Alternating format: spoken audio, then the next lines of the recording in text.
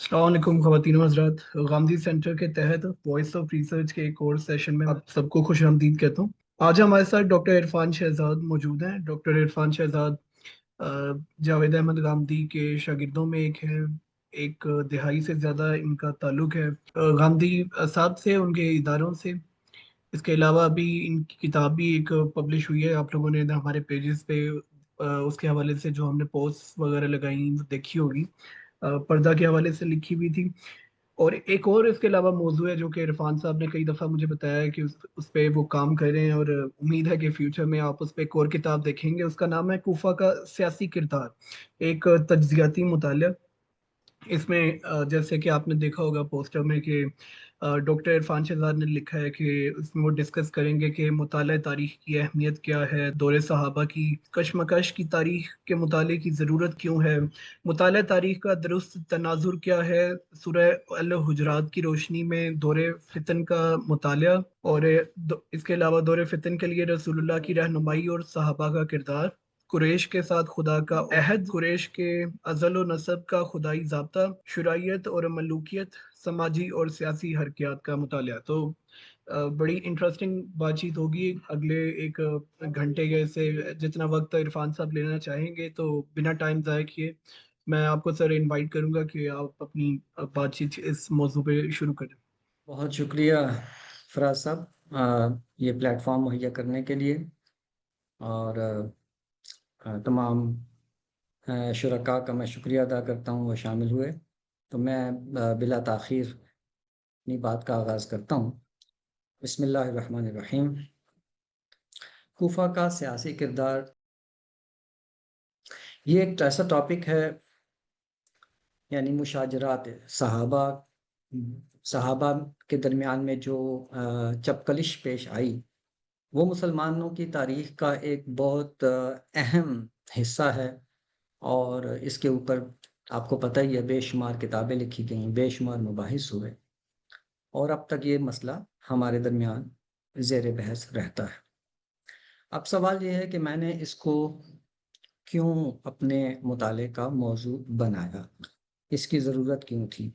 तारीख के गड़े मुर्दे उखाड़ने की क्या कोई ज़रूरत पेश आ गई थी, या मुसलमानों में ये ऐसा टॉपिक था कि जिसको दौरे हाजिर कोई ज़रूरत पूरी करता है, या ये महज एक ज़हनी अय्याशी है जिसके लिए ये काम किया गया? तो मैं आपसे अर्ज़ करता हूँ कि मेरी कोशिश हमेशा ये होती है कि उसी वक्त किसी मौजू पर कलम उठाया जाए जब उसकी नागुज़ीर ज़रूरत पेश आ जाए। ऐसे बहुत से मौज़ूआत होते हैं जो मेरे पेश नज़र होते हैं, लेकिन उस पर चूँकि बाकी लोग लिख रहे होते हैं, कह रहे होते हैं, तो मैं उस पर बात नहीं करना ज़रूरी समझता। और कोशिश करता हूँ कि सिर्फ़ वही चीज़ों को पेश किया जाए, लिखा जाए, सोचा जाए, तहक़ीक़ का मौज़ू बनाया जाए जिनकी ज़रूरत नागुज़ीर है। अब इसकी ज़रूरत नागुज़ीर क्यों मुझे महसूस हुई, इसकी वजूहात आगे भी आपको पता चलेंगी, लेकिन मैं एक मुख्तसर सी बात करके आगे चलना चाहूँगा। वो ये कि ये मुशाजरात की जो तारीख़ है, ये हर साल दोहराई जाती है। मुख़्तलिफ़ अय्याम मनाए जाते हैं और यादें ताज़ा की जाती हैं। तो इसलिए इसको कभी दफ़न नहीं हो सकी ये तारीख़, और ना ही होनी चाहिए। अ, उसका एक रुख अगर पेश किया जाएगा तो उसके दूसरे रुख पर भी बात होगी। तो ये मुमकिन नहीं होता कि आप एक रुख पेश करें तो दूसरे रुख पे बात ना हो। इसलिए ये तारीख़ बावजूद लोगों के एहतजाज के कि इसको दफ़न कर दिया जाए, ये दफ़न नहीं हो सकती। यहाँ पे मैं अपनी स्क्रीन शेयर करता हूँ। दूसरी बात ये कि इस तारीख़ के साथ जो मुशाजरात की तारीख़ कहलाती है, कुछ दीनी तसव्वुरात जुड़े हुए हैं। दीनी तसव्वुरात जुड़ने की वजह से ये हमारा मौजू बन गई, क्योंकि दीन पर काम करना, उस पर तहकीक करना, ये हमारा मौजू है, ये हमारा काम है, हमारी जॉब है। तो इस तारीख के साथ कुछ दीनी तसव्वुरात जुड़ गए हैं। मैंने ये महसूस किया कि दीन इज्तिमाई मामलात के बारे में, मुसलमानों के नज़्म इज्तिमाई के बारे में जो तालीमात देता है, वो इस तारीख के तनाजुर में धुंधला रहे हैं, बल्कि धुंधला गए हैं। और एक मुतवाज़ी सियासी अखलाकियात और एक मुतवाज़ी सियासी लाइहा अमल दीन के नाम पर प्रेवलेंट हो गया है, छा गया है, गालिब हो गया है। تو مجھے اور جو دین کا جو نقطہ نظر تھا، اچھا یہ ایک عجیب مجھے تضاد نظر آیا کہ دین کا نظم اجتماعی کے بارے میں جو نقطہ نظر ہے، جو تعلیمات ہیں، ہدایات ہیں، ان سے کسی کو بھی انکار نہیں ہے، لیکن جیسے ہی یہ والی تاریخ سامنے آتی ہے تو وہ ساری کی ساری تعلیمات ماننے کے باوجود نظر انداز ہو جاتی ہیں۔ تو یہ ایک تضاد ہے جو مسلمانوں کی زندگی میں نظر آتا ہے، اس لیے ضروری محسوس ہوا کہ اس کے اوپر بات کی جائے اور اس کو دیکھا جائے۔ تو میں ان تمہیدی کلمات کے ساتھ اپنی بات کو شروع کرتا ہوں۔ اس کا عنوان میں نے رکھا ہے کوفہ کا سیاسی کردار، ایک تجزیاتی مطالعہ۔ یعنی اس سے آپ کو اندازہ ہوگا کہ میں اس ساری تاریخ کو کس تناظر میں دیکھ رہا ہوں۔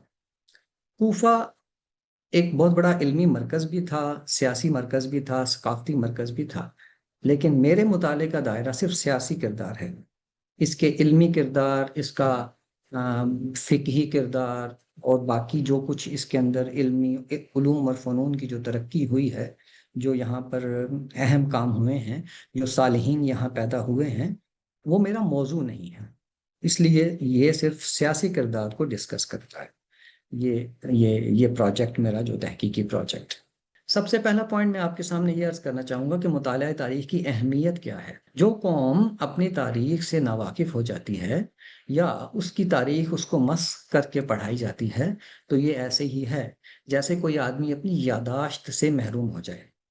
جب ایک آدمی اپنی یادداشت سے محروم ہو جاتا ہے تو اس کی شخصیت ختم ہو جاتی ہے۔ ہم جو کچھ ہوتے ہیں وہ ہم اپنی یادداشت کی بنیاد پر ہوتے ہیں۔ ہم نے زندگی میں جو تجربات سیکھے ہوتے ہیں، جو اسباق حاصل کیے ہوتے ہیں، اس کی بنا پر ہم اپنی زندگی، آگے کی زندگی کو، حال کی زندگی اور آگے کی زندگی کو بہتر بناتے چلے جاتے ہیں۔ اگر فرض کریں کہ ہم شارٹ ٹرم میموری لاس کا شکار ہوں، ہر کچھ دیر بعد اپنی شخصیت کو بھول جائیں، تو پھر ہم کیسے زندگی گزاریں گے؟ ہم ایک ہی کام، ایک ہی غلطی بار بار کریں گے۔ یہی مسئلہ قوموں کی تاریخ میں ہوتا ہے۔ اگر وہ اپنی تاریخ سے نابلد رہ جائیں تو وہ ایک ہی غلطی بار بار دہراتے ہیں، ان کے دائروں کا سفر کبھی ختم نہیں ہوتا۔ اس لیے تاریخ کا مطالعہ ہمیشہ ضروری ہے۔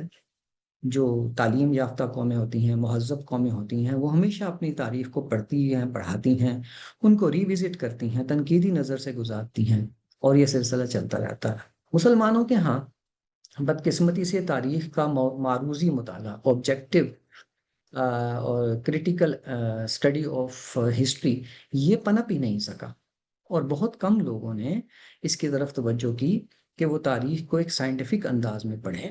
یہ زیادہ تر عقیدت کے انداز میں پڑھائی جاتی ہے۔ اسی کا اثر ہے کہ نہ صرف اسلامی تاریخ جو ہے وہ عقیدت کے پیرائے میں پڑھی اور پڑھائی جاتی ہے، بلکہ ان کی اپنے دور حاضر کی اور ماضی قریب کی جو تاریخ ہوتی ہے، اس کو بھی وہ اسی طرح عقیدت سے پڑھتے اور پڑھاتے ہیں۔ مثال کے طور پر تحریک پاکستان کی جو تحریک ہے، اس کو بھی وہ مکمل طور پر عقیدت کی نظر سے پڑھتے ہیں، اور اس کی معروضی تجزیے اور سائنٹیفک سٹڈی کی طرف متوجہ نہیں ہوتے، اور اگر کوئی متوجہ ہو تو انہیں ناگوار گزرتا ہے کہ یہ اسی طرح سے پڑھائی جانی چاہیے۔ مطلب آج کے دور کی شخصیات کو بھی لوگ جو ہیں وہ یہ کہتے ہیں کہ رسول اللہ صلی اللہ علیہ وسلم نے خواب میں ان کو سلام بھیجے ہیں، فلاں کو انڈورس کیا ہے کہ وہ اچھا کام کر رہا ہے۔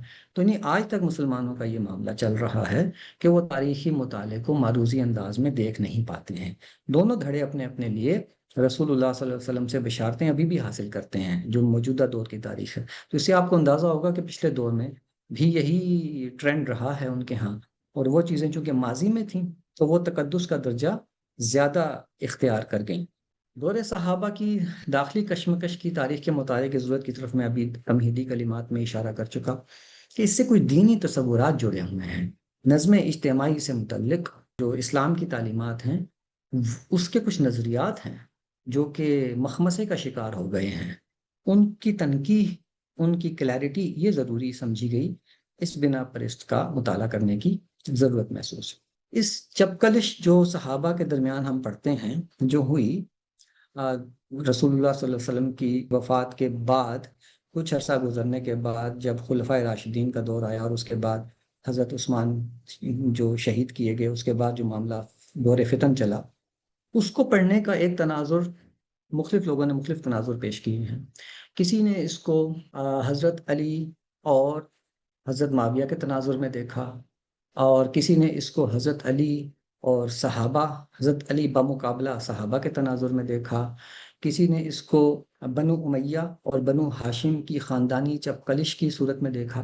تو یہ سارے تناظر اس میں پیش ہوئے ہیں. اس میں جو ایک چیز ہے، یہ بنو امیہ اور بنو ہاشم کی چپقلش، یہ تاریخی طور پہ بالکل غیر ثابت شدہ چیز ہے. اس لیے کہ بنو ہاشم اور بنو امیہ جو تھے، یہ دونوں بنو عبد مناف میں آتے تھے. عبد مناف ان کا جد امجد تھے. اور یہ بنو عبد مناف کے نیچے 4 قبیلے تھے. ان میں سے بنو امیہ بنو ہاشم جو تھے یہ نمایاں قبیلے تھے، اور یہ ایک دوسرے کے حلیف تھے، یعنی دوست تھے.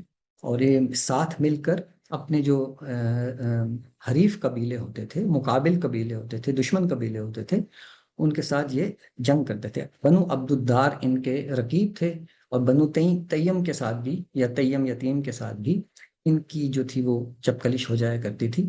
لیکن بنو ہاشم بنو امیہ ہمیشہ ایک دوسرے کے حلیف رہا کرتے تھے، ایک دوسرے کا ساتھ دیا کرتے تھے. بنو امیہ ہمیشہ سے جو تھے، پہلے بنو عبد الشمس تھے، اور عبد الشمس کا بیٹا امیہ تھا، امیہ کے بیٹوں میں پھر وہ چلی. تو جو عبد الشمس یا بنو عبد الشمس جو بنو شمسی کہلاتے ہیں، وہ جو تھے سیاسی قیادت ان کے پاس ہوا کرتی تھی. بنو ہاشم جو تھے وہ زیادہ تر دینی خدمات اور حاجیوں کی خدمات کی جو تھی وہ جاب ان کو دی گئی تھی. تو دونوں ایک دوسرے کے ساتھ مل کر یہ کیا کرتے تھے. حرب الفجار کے اندر بھی جو تھا وہ عبد الشمسی جو تھا وہ ایک تھا، لیڈر تھا ان کا، اور بنو ہاشم اس کی قیادت میں جنگ کر رہے تھے. اس طرح سے یہ ہمیشہ سے یہ ڈویژن ان کے اندر موجود تھی، اور یہ چلی آتی تھی. بعد میں بھی یہ اسی طرح کنٹینیو ہوتی رہی. تو یہ، اور پھر ان کے اندر رشتہ داریاں بہت زیادہ ہیں. ایک دوسرے سے نکاح کرنے میں ہاشمی اور بنو امیہ ایک دوسرے کو ترجیح دیا کرتے تھے، اور ان کے اندر اتنی زیادہ رشتہ داریاں اور شادیاں ہیں کہ جن کی لمبی فہرست ہے. تو اس لیے یہ تناظر بالکل بھی درست نہیں ہے کہ بنو امیہ بنو ہاشم کی کوئی خاندانی چپقلش تھی جو زمانہ جاہلیت سے چلی آ رہی تھی تو آگے تک گئی. تو یہ تناظر تو خیر بالکل بھی درست نہیں ہے. لیکن اس کو کوفہ کے تناظر میں جو دیکھنے کا زاویہ ہے، وہ میں آپ کے سامنے آج پیش کرنا چاہتا ہوں. اس کو بھی اس زاویے سے دیکھا گیا ہے، لیکن میں نے اس کو جس سائنٹیفک کہہ لیں یا مربوط انداز میں کہہ لیں پیش کیا ہے، شاید یہ پہلے اس طرح سے سامنے نہیں آیا، وہ میں آپ کے سامنے پیش کرتا ہوں.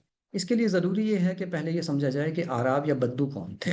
عرب کے اندر بدو اور آراب غیر متمدن اقوام تھے، غیر متمدن قبیلے تھے، اور یہ متمدن قبیلوں سے نفرت کرتے تھے، انہیں حقارت کی نظر سے دیکھتے تھے. یہ عرب اور غیر متمدن انسیولائزڈ لوگ کون تھے؟ یہ جو تھے عرب کے اندر ایک تقسیم تھی قحطانی اور عدنانی قبائل کی. قحطانی قبائل جو تھے یہ یمن میں تھے، اور عدنانی قبائل جو تھے یہ حجاز کے اندر تھے. یہ تقسیم تھی. عدنانی قبائل حضرت اسماعیل علیہ السلام کی اولاد سے تھے. قحطانی دیگر عرب میں سے آتے تھے جو اسماعیل علیہ السلام کی اولاد سے نہیں تھے. اب جو عدنانی قبائل تھے ان میں پھر مضر اور ربیہ کی تقسیم تھی. مضر جو تھے ان کی سرداری قریش کے پاس تھی، یہ متمدن عرب کہلاتے تھے. اور ربیہ قبائل جو تھے یہ بھی اسماعیل علیہ السلام کی اولاد سے تھے، لیکن یہ عرب کے باقی علاقوں میں، نجد میں، بصرہ کوفہ کے قریب کے علاقوں میں، وہ بعد میں کوفہ بصرہ بنے، لیکن ان علاقوں جہاں یہ بنے یہ ان علاقوں میں رہا کرتے تھے. مدینہ کے قریب کچھ جگہوں پہ یہ رہا کرتے تھے، جگہ جگہ بکھرے ہوئے تھے. تو یہ ربیہ کے جو قبائل تھے یہ تھے غیر متمدن، اور ان کو ہی آراب یا بدو کہا جاتا تھا. اس کے علاوہ قحطانی قبائل میں سے بھی کچھ قبیلے ان علاقوں میں پائے جاتے تھے، جیسے قبیلہ طے ہے، اور باقی تھے جو تھی حاتم طائی اسی سے تھا، عدی بن حاتم مشہور صحابی اسی سے تھے. تو یہ قبائل بھی آراب یا بدوؤں میں شامل تھے. اس طرح ایک اور ربیہ قبائل میں جو سب سے نمایاں قبیلہ تھا وہ تھا بنو تمیم کا، اور یہ اسماعیلی تھے.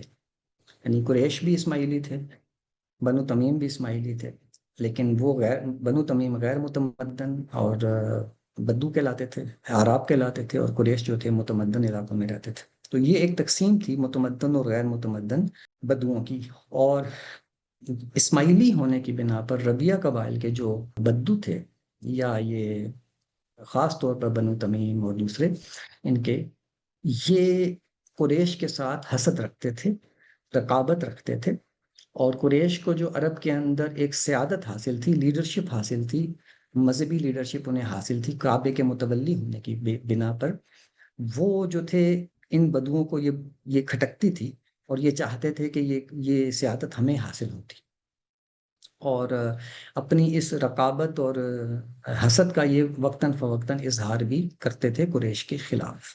تو یہ بات بالکل عیاں تھی، سب کو پتا تھا کہ یہ قریش سے نفرت کرتے ہیں۔ تو یہ تھے آراب، اور سورہ حجرات میں ان آراب کا بڑا لمبا ذکر ہے، جس میں اللہ تعالیٰ فرماتے ہیں کہ یہ آراب آئے ہیں اور دروازے کے باہر کھڑے ہو کے رسول اللہ صلی اللہ علیہ وسلم کو آوازیں لگاتے ہیں۔ اچھا ہوتا کہ یہ صبر کرتے، تمیز کے دائرے میں رہتے، یہاں تک کہ رسول اللہ صلی اللہ علیہ وسلم گھر سے باہر نکلتے اور پھر ان سے بات کرتے۔ پھر اللہ فرماتا ہے کہ یہ جو آراب ہیں یہ اس بات کا احسان جتاتے ہیں کہ انہوں نے اسلام لا کر آپ کی قوت میں اضافہ کر دیا ہے۔ تو اللہ فرماتا ہے کہ اگر یہ اپنی بات میں سچے ہیں تو احسان تو ان پر ہوا ہے کہ انہیں اللہ تعالیٰ نے ہدایت دی ہے اسلام کے لیے، لیکن بات یہ ہے کہ اسلام ان کے دلوں میں نہیں اترا ہے۔ یہ تبصرہ ہے قرآن مجید کا کہ اسلام ان کے دلوں میں نہیں اترا ہے، اور یہ ابھی صرف تسلیم ہوئے ہیں، یعنی انہوں نے سرنڈر کیا ہے، تسلیم کیا ہے، اور یہ ابھی تک ان کے دلوں میں نہیں اترا۔ پھر قرآن مجید ان کے بارے میں بتاتا ہے کہ انہوں نے منافقت اختیار کر لی ہے، اور یہ خدا کی حدود کے بارے میں زیادہ ناآشنا ہے۔ الاعراب اشد کفرا و نفاقا واجدر اللہ یعلم حدود اللہ، اور یہ جو اعراب ہیں یہ نفاق میں اور کفر میں زیادہ سخت ہیں، اور یہ خدا کی حدود سے زیادہ ناآشنا ہیں۔ تو اللہ تعالیٰ ان کے بارے میں یہ تبصرے کر رہا تھا۔ یہ انہی کا جو جد امجد تھا ذوالخویسرہ تمیمی، اس نے جب حنین کے موقع پہ رسول اللہ نے مال غنیمت تقسیم کیا تو اس نے حضور پہ الزام لگایا کہ آپ جو ہیں مال غنیمت تقسیم کرنے میں انصاف سے کام نہیں لے رہے۔ تو حضور نے فرمایا کہ میں انصاف نہیں کروں گا تو اور کون کرے گا؟ تو صحابہ کو غصہ آیا، انہوں نے کہا کہ ہم اس کو گردن اڑا دیتے ہیں، تو آپ نے فرمایا کہ نہیں، جانے دو، اس جیسے اور بھی بہت لوگ نکلیں گے، اور جن کی نمازیں ایسی ہوں گی کہ تم اپنی نمازوں کو حقیر سمجھو گے ان کی نمازوں کے سامنے، لیکن یہ دین سے ایسے نکل جائیں گے جیسے تیر کمان سے نکل جاتا ہے۔ تو حضور نے ان کے بارے میں، اور وہ تمیمی تھا، تو حضور نے ان کے بارے میں پہلے ہی پیشن گوئی کر دی تھی کہ یہ ایک گروپ بن جائے گا، اور پھر یہ دین سے ایسے نکل جائیں گے لیکن دینداری کا دعویٰ بھی کریں گے۔ تو یہ تھی ان کی ایک تعارف قرآن مجید کے حوالے سے۔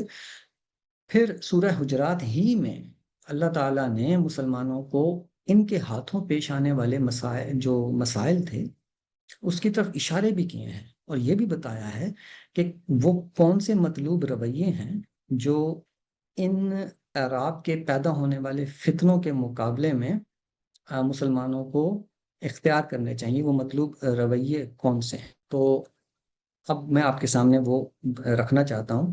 یہ ایک بہت ہی اہم سورہ ہے اس لحاظ سے کہ اس نے مستقبل میں آنے والے خطرات کی طرف بھی اشارہ کیا تھا اس میں۔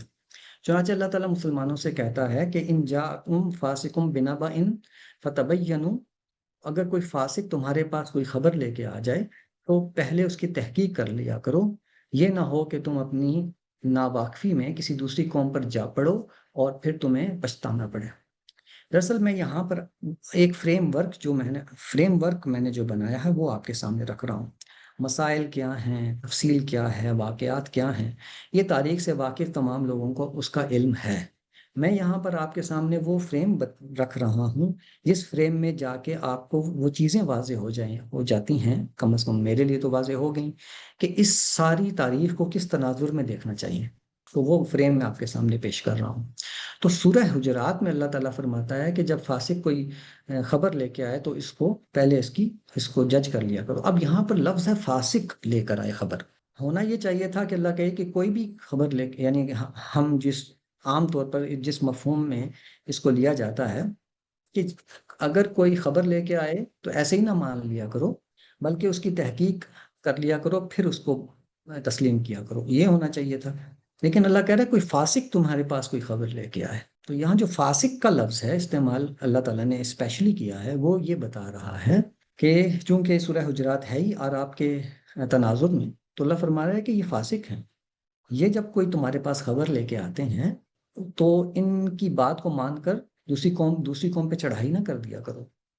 روایات سے معلوم ہوتا ہے کہ یہ لوگ رسول اللہ صلی اللہ علیہ وسلم اور صحابہ کے پاس آ کر اپنے جو حریف قبیلے ہوتے تھے ان کے بارے میں ان کے کان بھرتے تھے، اور کو چاہتے تھے کہ رسول اللہ کی طاقت کو مدینہ میں جو حاصل ہو گئی تھی اس کو اپنے حریفوں کے خلاف استعمال کر کے تو اپنے پرانے حساب چکتا کرے۔ تو اللہ تعالیٰ فرما رہا ہے یہ فاسق ہیں، جھوٹ بولتے ہیں، پروپیگنڈا کرتے ہیں، جھوٹی خبریں پھیلاتے ہیں، تو ان کی باتوں پر بھروسہ کر کے کسی قوم پہ جا کے حملہ نہ کر دینا۔ تو یہ ایک چیز تھی۔ اچھا، پھر یہی ان کا جو ٹریٹ ہے کہ یہ فاسق بھی تھے، جھوٹ بولتے تھے اور پروپیگنڈا کرتے تھے، یہی ان کا سب سے بڑا ہتھیار تھا جس کے ذریعے سے انہوں نے حضرت عثمان کے زمانے میں خوب پروپیگنڈا کر کے مسلمانوں کی جو نظم اجتماعی تھا اس کو ختم کیا، حضرت عثمان کو شہید کیا، اور اس کے بعد ان کی پوری کمپین وہ تمام پروپیگنڈے پہ مبنی ہے۔ تو میں آپ کو اس کے شواہد بھی پیش کرتا چلا جاؤں گا۔ تو پہلی بات مسلمانوں کو اللہ تعالیٰ نے یہ کہی۔ دوسری بات اللہ تعالیٰ نے یہ کہی کہ اگر مسلمانوں کے دو گروہ آپس میں لڑ پڑیں، وَإِن طَائِفَتَانِ مِنَ الْمُؤْمِنِينَ اقْتَتَلُوا، اگر مسلمانوں کے اگر دو گروہ آپس میں لڑ پڑیں تو ان کے درمیان صلح کرا دو، اور صلح کے بعد اگر کوئی ایک گروہ زیادتی پر اتر آئے تو پھر سارے مل کر اس کو خدا کے حکم کی طرف واپس لے کے آؤ، اور آپ مسلمانوں کے درمیان صلح کرا دو، کہ صلح کرانا ہی بہتر ہے۔ تو اب یہ دیکھیے، یہی ہوا تھا، انہی کے ہاتھوں، انہی کی پیدا کردہ فتنے میں مسلمان جو تھے وہ لڑ پڑے تھے، مسلمانوں کے دو گروہ آپس میں لڑ پڑے تھے، پھر ان کے درمیان صلح کرائی گئی تھی۔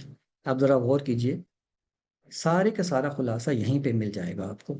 مسلمانوں کے دو گروہ آپس میں لڑ پڑے اور پھر ان کے درمیان صلح کرائی گئی، اور صلح کے بعد پھر ایک گروہ نے زیادتی کرنے کی کوشش کی، تو پھر دوسرے گروہ نے اس کو طاقت کے زور پر صلح پر دوبارہ مجبور کیا، اور پھر ان کی صلح دوبارہ ہوئی۔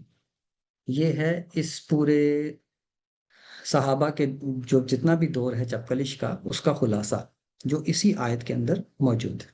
اس کی میں تھوڑی تفصیل اگر میں کر دوں اسی موقع پر تو شاید مناسب ہو۔ یہ جو قرآن مجید کی یہ آیت ہے کہ ان طائفتان من المؤمنین اقتتلوا، اگر دو مسلمانوں کے گروہ آپس میں لڑ پڑیں تو ان میں صلح کرا دو۔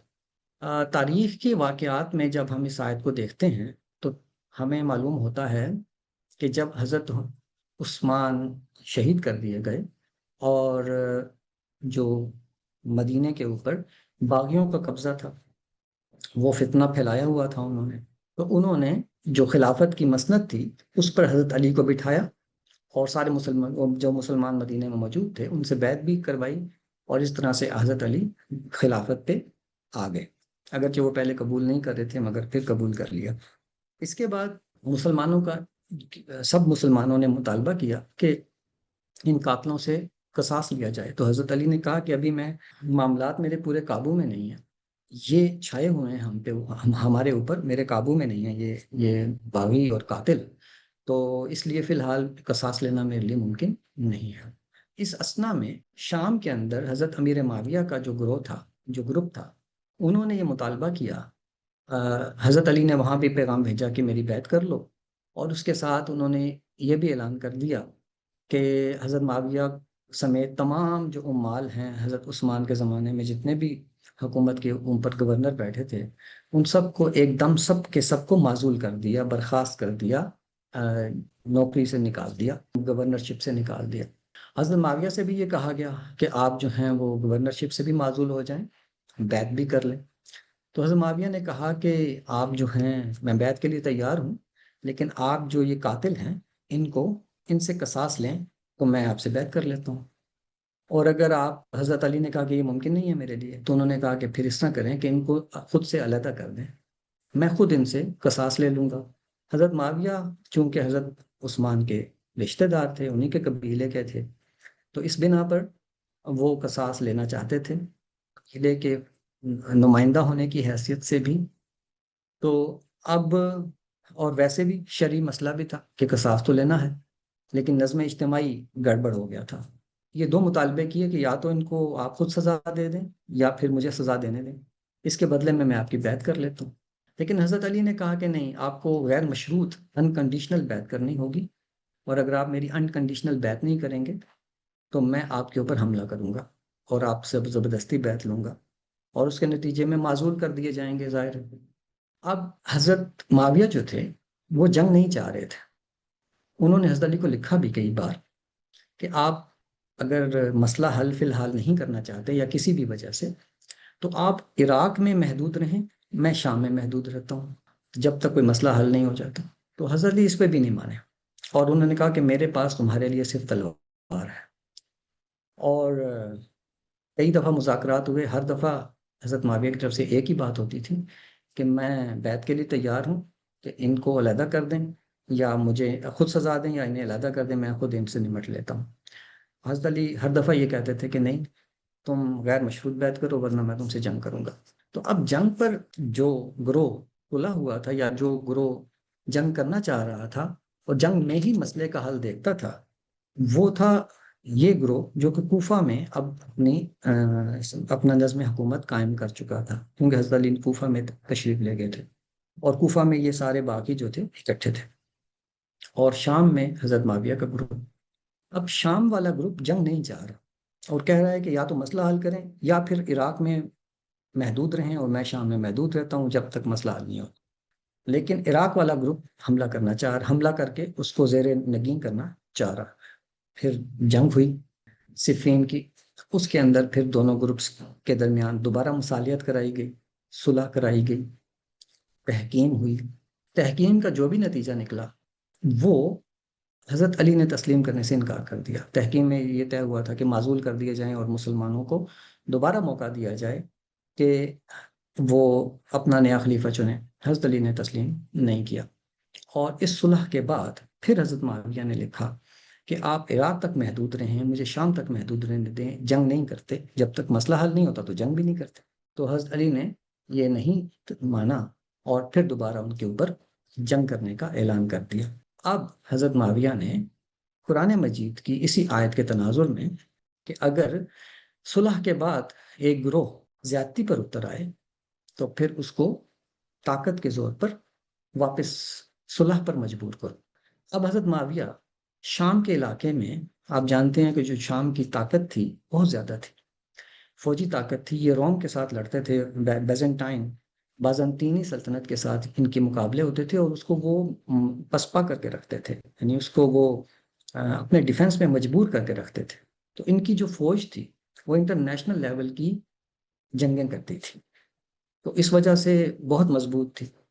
جبکہ عراق کے جو لوگ تھے یہ بدو تھے، یہ جو بدو تھے یہ ایک ہجوم کی طرح، اور ڈسپلن نہیں تھا ان کے اندر، یہ ایک دوسرے سے بھی لڑتے رہتے تھے، ان کی پوری تاریخ ہے، ایک دوسرے سے بھی ان کا حسد رہتا تھا، یہ سویلائزڈ بھی نہیں تھے، اطاعت امیر بھی نہیں کرتے تھے، اور کیونکہ حضرت علی کی سنتے ہی نہیں تھے۔ حضرت علی کہتے تھے ادھر چلو، یہ کہتے ادھر نہیں چلنا، یہ حضرت علی کہتے تحکیم نہیں کرنی، کہتے ہیں تحکیم کرنی ہے۔ حضرت علی نے کہا کہ تحکیم میں فلاں آدمی کو سلیکٹ کرنا چاہتا ہوں، کہتے ہیں نہیں فلاں سلیکٹ کریں۔ اس طرح یہ کبھی سنتے نہیں تھے بات کو، کیونکہ ان کی طبیعت ہی ایسی تھی۔ تو حضرت علی نے انہیں کو انتخاب کیا اور کوفہ چلے گئے ہیں۔ تو اب جو تھے ان کی جب جنگ ہوئی ہے، تو اب جب کوفیوں کو اندازہ ہو گیا کہ شامیوں کی طاقت کو یہ نہیں دبا سکتے، تو وہ جنگ سے گریز کرنے لگے۔ حضرت علی کے بہت سے خطبات ہیں نہج البلاغہ میں، تاریخ کی کتب میں، جس میں وہ یہ بار بار فریاد کرتے ہیں کہ یہ لوگ میری نہیں سنتے ہیں، میں جنگ کے لیے بلاتا ہوں آتے نہیں ہیں، جب جنگ نہیں ہو رہی ہوتی تو یہ بہت لاف زنی کرتے ہیں کہ جنگ کریں جنگ کریں، اور جب جنگ کی باری آتی ہے تو گھروں میں دبک کے بیٹھ جاتے ہیں۔ جب انہیں پتہ چلتا ہے کہ شامی فوجیں آ گئی ہیں تو یہ عورتوں کی طرح گھروں میں بیٹھ جاتے ہیں اور سامنے نہیں نکلتے۔ تو یہ حالات تھے کہ جس میں حضرت علی جو تھے وہ بالکل بے بس ہو گئے رہ گئے۔ اب حضرت معاویہ نے ایک ایک کر کے وہ تمام علاقے حضرت علی سے چھیننا شروع کیے، مصر کو لیا، پھر تمام علاقے کرتے کرتے بالکل انہیں بے بس کر دیا۔ اب بے بس کرنے کے بعد دو آپشن تھے، یا یہ کہ وہ کوفہ کو بزور طاقت فتح کرتے، کیونکہ بہت آسان تھا، کیونکہ عراقی لڑنے کو تیار ہی نہیں ہو رہے تھے، یا پھر یہ کہ سورہ حجرات کے مطابق جب ایک گروہ زیادتی پر اتر آئے، صلح کے بعد زیادتی پر اتر آئے، تو وہ بس صلح کر لے دوبارہ۔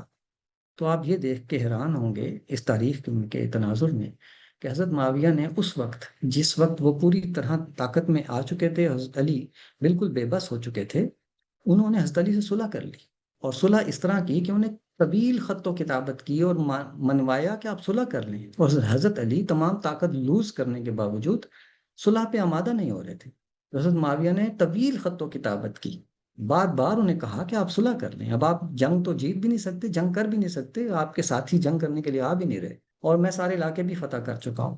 انہوں نے بجائے یہ کہ اس علاقے کو فتح کر لیتے، حضرت علی سے صلح کی درخواست کی، یعنی ایک طاقتور پارٹی کمزور پارٹی سے صلح کی درخواست کر رہی ہے۔ چنانچہ حضرت علی آخر بڑی مشکل سے مان گئے، اور 40 ہجری میں دوبارہ ان کی صلح ہوئی، جس میں یہ طے ہوا کہ حضرت علی اپنے علاقے میں رہیں گے، یہ اپنے علاقے میں رہیں گے، یعنی اسی نتیجے پہ آ گئے۔ تو اس سورہ حجرات کی اس آیت کی روشنی میں جو مسئلہ ہے وہ بالکل 2 اور 2 4 کی طرح حل ہو جاتا ہے۔ اب اگلی بات پہ آتے ہیں کہ جب یہ فتنے کا دور شروع ہوا، دور فتن اسے کہتے ہیں، تو اس میں مطلوب رویہ کیا ہونا چاہیے؟ تو اللہ تعالیٰ فرماتا ہے کہ جب 2 گروہ آپس میں لڑ پڑیں تو زیادتی کرنے والے گروہ کو آپ طاقت سے نیچے لے آئیں، اس کو صلح پہ مجبور کر دیں۔ اب اگر ایک طاقتور گروہ موجود ہو تو اسی صورت میں اس کو صلح پہ مجبور کیا جا سکتا ہے، دوسرے گروہ کو جو زیادتی کر رہا ہے۔ لیکن اگر کوئی طاقتور گروہ ہی موجود نہ ہو تو پھر خانہ جنگی ہوگی نا۔ اس صورت میں پھر کیا رویہ ہونا چاہیے؟ اس صورت میں رویہ یہی ہونا چاہیے کہ جب کوئی طاقتور گروہ اتنا ہے ہی نہیں، کوئی دوسرے گروہوں کو دبا کے نظم اجتماعی کو بحال کر سکے، مسلمانوں کو ایک جگہ جمع کر سکے، تو پھر ہونا یہ چاہیے کہ لوگ کسی بھی فتنے کا شکار نہ ہوں، کسی بھی گروہ کا حصہ نہ بنے، اور امن و آتشی سے بیٹھ جائیں۔ جب حالات درست ہوں، اللہ کرے کہ حالات درست ہوں، تو وہ پھر جو بھی نظم اجتماعی بنے اس کا حصہ بن جائیں۔ ایک مثبت رویہ یہی ہو سکتا تھا۔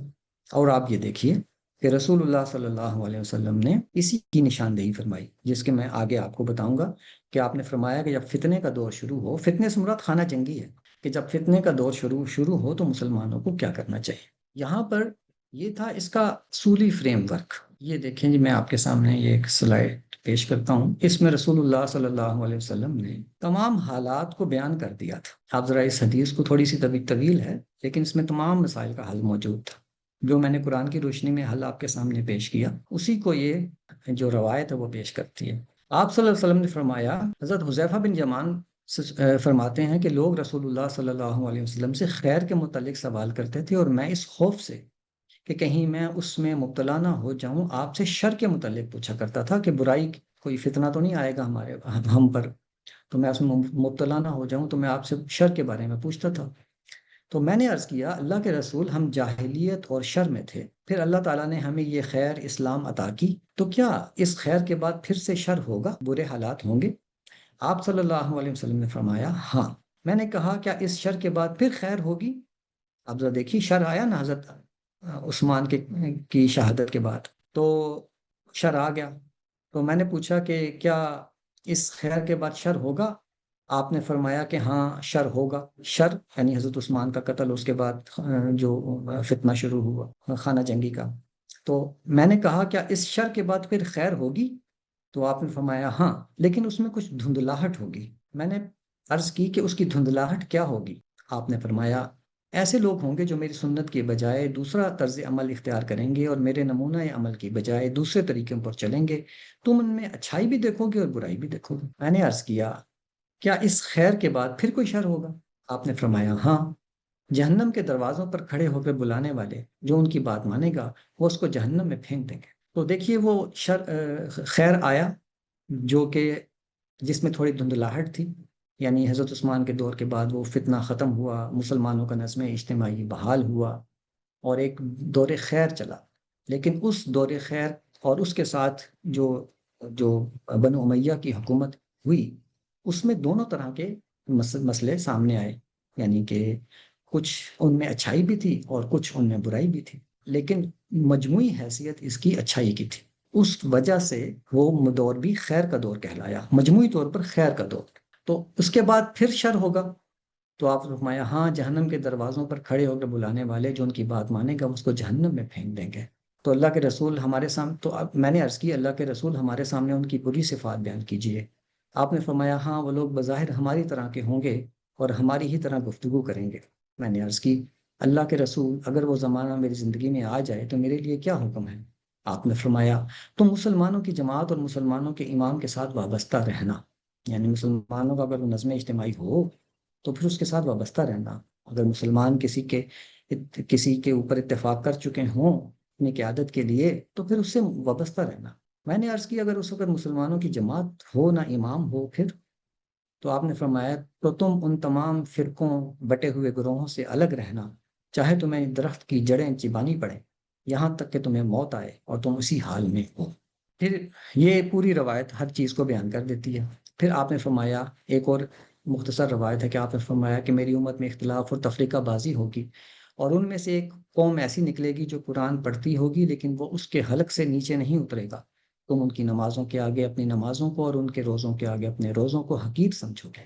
وہ لوگ دین سے اسی طرح نکل جائیں گے جیسے تیر شکار سے نکل جاتا ہے، جس طرح تیر اپنی کمان میں کبھی واپس نہیں آ سکتا، یہ لوگ بھی دین میں کبھی واپس نہ آئیں گے۔ یہ لوگ بدترین مخلوق ہوں گے۔ اس شخص کے لیے خوشخبری ہے جو انہیں قتل کرے اور وہ اسے قتل کریں۔ وہ کتاب اللہ کی دعوت دیتے ہوں گے لیکن ان کا اس سے کوئی تعلق نہ ہوگا۔ تو اس دوسری جو روایت ہے یہ بتاتی ہے کہ کچھ لوگ انہیں قتل بھی کریں گے اور خوشخبری ہے ان کے لیے جو ان کو قتل کریں۔ تو ان کوفیوں کے ساتھ، ان بدوؤں کے ساتھ، ان اعرابیوں کے ساتھ پھر جن لوگوں نے قتال کیا وہ ان کے لیے اللہ کے رسول نے خوشخبری بھی دے دی۔ ان سے ایک قتال حضرت علی کو کرنا پڑا لیکن یہ انہیں اس وقت کرنا پڑا جب انہوں نے حضرت علی کے خلاف بغاوت کی اور انہوں نے ان کے وہ لوگ یعنی ان سے قصاص کا مطالبہ پوری امت کر رہی تھی۔ حضرت علی مختلف عذر پیش کر رہے تھے کہ یہ میں ان سے قصاص نہیں لے سکتا وغیرہ، لیکن جب انہوں نے حضرت علی کے خلاف بھی بغاوت کر دی تو حضرت علی نے ان کے ساتھ قتال کی۔ یعنی اگر یہ حضرت علی کے ساتھ بغاوت نہ کرتے اور ان کی لشکر میں موجود رہ کر مسلمانوں سے اسی طرح لڑتے رہتے تو پھر ان کے ساتھ وہ قتال نہ کرتے، لیکن ان کے ساتھ اگر قتال کر کے ان کو قابو کیا ہے تو وہ حضرت معاویہ نے کیا ہے۔ اور اس کے بعد بنو امیہ کی پوری تاریخ ہے 100 سال کی، 95 ایئرز کی، جس میں خوارج کے نام سے یہ مسلسل ان کے ساتھ جنگیں انہیں پیش آتی رہیں اور انہیں قتل کرتے رہے۔ تو اب ہمارے پاس دو وہ صورتیں اکٹھی ہو گئیں۔ ایک یہ کہ اگر مسلمانوں کی کوئی نظم اجتماعی نہ رہے، امام نہ رہے تو پھر انہیں کسی بھی قتال میں حصہ نہیں لینا چاہیے، وہ ہاتھ توڑ کے بیٹھ جائیں، اپنی تلواریں توڑ کے بیٹھ جائیں، کسی کا بھی حصہ نہ بنے۔ لیکن اگر نظم اجتماعی موجود ہے تو پھر اس کے ساتھ مل کر ان مفسدین کے ساتھ قتال کریں۔ چنانچہ یہ دونوں کام صحابہ نے کیے۔ جب تک نظم اجتماعی حاصل نہ ہو سکا اس وقت تک صحابہ نے یہی کیا کہ وہ تمام چیزوں سے کٹ کے بیٹھ گئے۔ سعد بن ابی وقاص ایک گاؤں میں چلے گئے اور وہاں جا کے بیٹھ گئے۔ حضرت ابو موسیٰ اشعری مسلمانوں کو اس خانہ جنگی سے مسلسل روکا کرتے تھے، ان کا پورا موقف ہے جو میں نے اپنی کتاب میں بھی نقل کیا ہے۔ اسی طرح تمام صحابہ جو تھے، حضرت علی نے ایک صحابی کے پاس گئے، کہا میرے ساتھ جنگ میں حصہ لو۔ اس نے کہا کہ نہیں، میں نے تو اپنی تلوار توڑ دی اور اس کو لکڑی کا بنا لیا ہے، میں تو مسلمانوں کے خلاف تلوار نہیں اٹھاؤں گا۔ جب حضرت علی نے اہل مدینہ کو دعوت دی کہ شام پر حملہ کرتے ہیں تو اہل مدینہ نے انکار کر دیا۔ پھر بصرہ پر جب پتہ چلا کہ طلحہ اور زبیر جو ہیں وہ بصرہ پر انہوں نے حملہ کر دیا ہے اور بصرہ پہ حملہ کیا تھا، تو کیونکہ وہاں پر ان کا گڑھ تھا ان بدوؤں کا، تو اس وقت جب حضرت علی نے کہا کہ اہل مدینہ سے کہا کہ چلو، تو اہل مدینہ نے انکار کر دیا۔ یعنی مسلمانوں کی جو جماعت صحابہ تھی وہ ساری کی ساری قطع عمل پر بیٹھ گئی، انہوں نے کہا ہم اس میں شامل نہیں، تو اس میں وہ شامل نہیں۔ یہ بالکل وہی رویہ تھا جو رسول اللہ صلی اللہ علیہ وسلم نے انہیں تاکید کی تھی کہ وہ اس کو اپنائیں اور اس پر عمل پیرا رہیں۔ یہاں تک کہ روایت میں آتا ہے کہ حضرت ابو بکرہ ایک صحابی تھے، تو وہ یہ کہتے ہیں کہ میں نے رسول اللہ صلی اللہ علیہ وسلم سے یہ حدیث سنی تھی کہ فتنے آئیں گے اور پھر وہ سارا ایک دوسرے کے مسلمان ایک دوسرے کو قتل کریں گے، تو اس وقت مسلمان جو ہیں وہ ہاتھ توڑ کے بیٹھ جائیں، تلواریں توڑ دیں، نیزوں کو کی انیوں کو کند کر دیں، لیکن کسی کے اوپر ہاتھ نہ اٹھائیں، اور اگر انہیں کوئی قتل کرے تو جواب میں اسے بھی قتل نہ کریں، اور حابیل کے طریقے پر عمل کریں، جس نے قابیل کو قتل نہیں کیا، اگرچہ اسے معلوم تھا کہ وہ اسے قتل کر دے گا۔ یعنی اپنا سیلف ڈیفenس تو کریں، لیکن اس میں پھر اتنا آگے نہ بڑھیں کہ دوسرے کو بھی قتل کرنا پڑے۔ جب پتہ ہے کہ اب میری زندگی جائے گی تو پھر ضروری نہیں کہ دوسرے کی بھی لی جائے۔ تو حضرت صحابہ نے یہی کیا۔ چنانچہ حضرت ابو بکرہ کہتے ہیں کہ میں نے رسول اللہ سے یہ سنا تھا کہ یہ وقت آئے گا تو یہ طرز عمل اختیار کرنا ہے۔ پھر وہ روایت میں فرماتے ہیں جب وہ وقت آ گیا، حضرت علی کا جرنیل جاریہ بن قدامہ اپنا لشکر لے کر آ گیا، اور اس نے کہا کہ ابو بکرہ کہاں ہیں؟ آج مجھے مل جائیں گے تو میں انہیں قتل کر دوں گا۔ جاریہ بن قدامہ حضرت علی کا جرنیل تھا جو لوگوں کو زندہ جلانے کے لیے مشہور تھا۔ اس نے بہت سارے لوگوں کو زندہ جلا دیا تھا، اور وہ جلانے والا کے نام سے جانا جاتا تھا۔ تو اس نے جب وہ آیا اور ابو بکرہ کو ڈھونڈ رہا تھا تو انہوں نے کہا کہ اگر یہ میرے اوپر اس نے حملہ کیا، اور میں گھر میں چھپ کے بیٹھے ہوئے تھے، تو اس نے کہا، حضرت ابو بکرہ نے کہا کہ اگر اس نے مجھ پر حملہ کیا تو میں اسی پر عمل کروں گا، حضور کی اس ہدایت پر، اور جوابی کارروائی نہیں کروں گا اور اپنی جان دے دوں گا۔ تو اس طرح سے صحابہ جو تھے مکمل طور پر اس پر عمل پیرا رہے۔ ہاں، حضرت طلحہ اور زبیر نے کوشش کی اسی حدیث کی روشنی میں کہ اللہ کے رسول نے فرمایا کہ کوئی اگر ان سے قتال کرے تو وہ اچھی بات ہے، وہ اس صورت میں جب مسلمانوں کا کوئی گروہ مضبوط ہو۔ حضرت طلحہ اور حضرت زبیر نے کوشش کی کہ مسلمانوں کا ایک گروپ منظم کر کے، اور ان بدوؤں کے، ان عرابیوں پر حملہ کیا جائے، ان کی طاقت کو توڑا جائے، اور مسلمانوں کی خلافت سے، ان کے چنگل سے، ان کے چنگل سے مسلمانوں کی خلافت کو آزاد کرایا جائے۔ تو وہ لیکن ایسا گروہ مضبوط منظم نہیں کر سکے جو کہ مکمل طور پر نظم اجتماعی پر کے تحت منظم ہوتا، مرتب ہوتا۔ وہ بھی ایک ہنگامی طور پر انہوں نے اکٹھا کر لیا تھا، جس کی وجہ سے کامیابی نہ ہو سکی۔ تو یہ ایک استثناء تھا حضرت طلحہ اور زبیر کا اس معاملے میں، کہ انہوں نے اپنی کوشش کی لیکن وہ ناکام ہوئی۔ لیکن حضرت معاویہ کا گروہ جو تھا وہ طاقتور بھی تھا، منظم بھی تھا، اور ایک امیر کے اوپر متفق بھی تھا۔ اس بنا پر وہ کامیاب بھی ہو گیا۔ تو یہ ہے تاریخ کا ایک اوورآل فریم جو میں نے آپ کے سامنے پیش کیا۔ دوسری بات جو اہم ہے، اب میں جانتا ہوں تھوڑا لمبا ہو گیا ہے، لیکن ایک بہت اہم چیز جو میں آپ کے سامنے پیش کرنا چاہوں گا وہ یہ ہے کہ قریش کے لیے اللہ تعالیٰ نے ایک خاص خدا کا قانون ہے قریش کے لیے۔ اللہ تعالیٰ نے فرمایا قریش کو کہ وعد اللہ الذین آمنوا منکم وعملوا الصالحات لیستخلفنہم فی الارض کما استخلف الذین من قبلہم، کہ تم میں سے جو لوگ ایمان لائے اور انہوں نے اچھے عمل کیے، ان سے اللہ کا وعدہ ہے کہ ان کو وہ اس سرزمین میں ضرور اسی طرح اقتدار عطا فرمائے گا جس طرح ان سے پہلے گزرے ہوئے لوگوں کو اس نے عطا فرمایا تھا، اور ان کے لیے ان کے دین کو پوری طرح قائم کر دے گا جسے اس نے ان کے لیے پسند فرمایا ہے، اور ان کے اس خوف کی حالت کے بعد اسے ضرور امن سے بدل دے گا۔ وہ میری عبادت کریں گے، کسی چیز کو میرا شریک نہ ٹھہرائیں گے، اور جو اس کے بعد بھی منکر ہوں تو وہ نافرمان ہیں۔ یہ ہے قریش کے لیے خدا کا وعدہ، اور وعدہ مشروط تھا اس بات سے کہ وہ دین کو پوری طرح قائم کریں گے اور اس کو عبادت کریں گے اللہ کی، اس کے ساتھ کسی کو شریک نہیں ٹھہرائیں گے۔ تو پھر انہیں کیا کیا ملے گا؟ اقتدار ملے گا اور امن ملے گا۔ تو آپ یہ دیکھیے کہ قریش کو یہ اقتدار خدا کی عنایت سے ملا تھا۔ اس کے علاوہ اللہ تعالیٰ نے قریش کے لیے یہ جو منکم کا الفاظ ہے نا، یہاں پہ یہ دیکھیے، وعد اللہ الذین آمنوا منکم، تم میں سے جو لوگ ہیں ان سے اللہ کا یہ وعدہ ہے۔ تو یہ قریش تھے۔ یہ کیسے؟ یہ دیکھیے، یہ آیت ہے، اللہ فرماتا ہے قریش کا انتخاب ہوا تھا۔ اللہ فرماتا ہے وَجَاهِدُوا فِي اللَّهِ حَقَّ جِهَادِهِ هُوَ اجْتَبَاكُمْ وَمَا جَعَلَ عَلَيْكُمْ فِي الدِّينِ مِنْ حَرَجٍ مِلَّةَ أَبِيكُمْ إِبْرَاهِيمَ۔ اب ان الفاظ پہ غور کیجئے، مِلَّةَ أَبِيكُمْ إِبْرَاهِيمَ۔ اللہ نے فرمایا کہ اللہ کی راہ میں جد و جہد کرو جیسے جد و جہد کرنے کا حق ہے، اس نے تمہیں چن لیا ہے۔ یہ وہ الفاظ ذرا غور کیجئے، اس نے تمہیں چن لیا ہے، اور جو شریعت تمہیں عطا فرمائی ہے اس میں تم پر کوئی تنگی نہیں رکھی ہے، تمہارے باپ ابراہیم کی ملت تمہارے لیے پسند فرمائی ہے۔ تو اللہ تعالیٰ یہاں کن سے مخاطب ہے؟ اللہ تعالیٰ کن سے مخاطب ہے؟ یہ قریش سے، جن کا باپ ابراہیم تھا۔ تو اللہ فرماتا ہے کہ اس نے تمہیں چن لیا ہے، اور پھر انہی سے اللہ نے وعدہ کیا کہ تمہیں خلافت بھی دے گا، اور پھر اللہ نے یہ نہیں کیا، اللہ نے پھر انہیں یہ بھی کہا کہ تمہاری ایک عظیم سلطنت قائم ہوگی۔ ام یحسدون الناس علی ما آتاہم اللہ من فضلہ فقد آتینا آل ابراہیم الکتاب والحکمہ وآتیناہم ملکا عظیما. کیا یہ لوگ یہ یہودیوں کے بارے میں ہے، کیا یہ لوگ یہ جو یہودی ہیں لوگوں سے یعنی کہ صحابہ سے قریش سے اللہ کی اس عنایت پر حسد کر رہے ہیں جو اس نے ان پر کی ہے؟ یہی بات ہے تو سن لیں کہ ہم نے اولاد ابراہیم کی اس شاخ کو اپنی شریعت بھی دے دی، اپنی حکمت بھی بخش دی، اور انہیں ایک عظیم بادشاہی بھی عطا فرما دی. یعنی ابھی جو ہونے والی تھی بادشاہی انہیں ملنے والی تھی، عظیم بادشاہی، گریٹ امپائر، وہ اللہ نے کہا میں نے دے دی ہے، بس ان کو ملنے والی ہے. یہ جیسے ہی انٹرنل معاملات سے آزاد ہوں گے، چنانچہ ان کی عظیم سلطنت بن گئی. حضرت عمر کے زمانے میں وہ قائم ہوگی، بنو امیہ کے زمانے میں مزید وہ پھیلی. تو اب یہ عظیم سلطنت کا وعدہ بھی اللہ نے ان سے کیا اور یہ سب کچھ ہو گیا. لیکن یہ سب کا سب مشروط تھا اس بات سے کہ وہ خدا کی عبادت کریں گے اور اس کے ساتھ کسی کو شریک نہیں ٹھہرائیں گے. یہ سب کیا تھا؟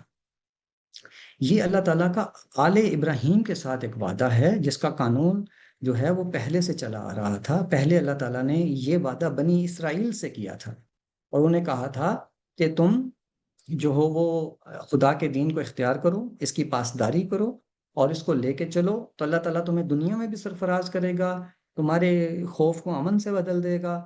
یہ بائبل کے اندر بھی ہے، یہ قرآن مجید کے اندر بھی ہے بنی اسرائیل کے لیے.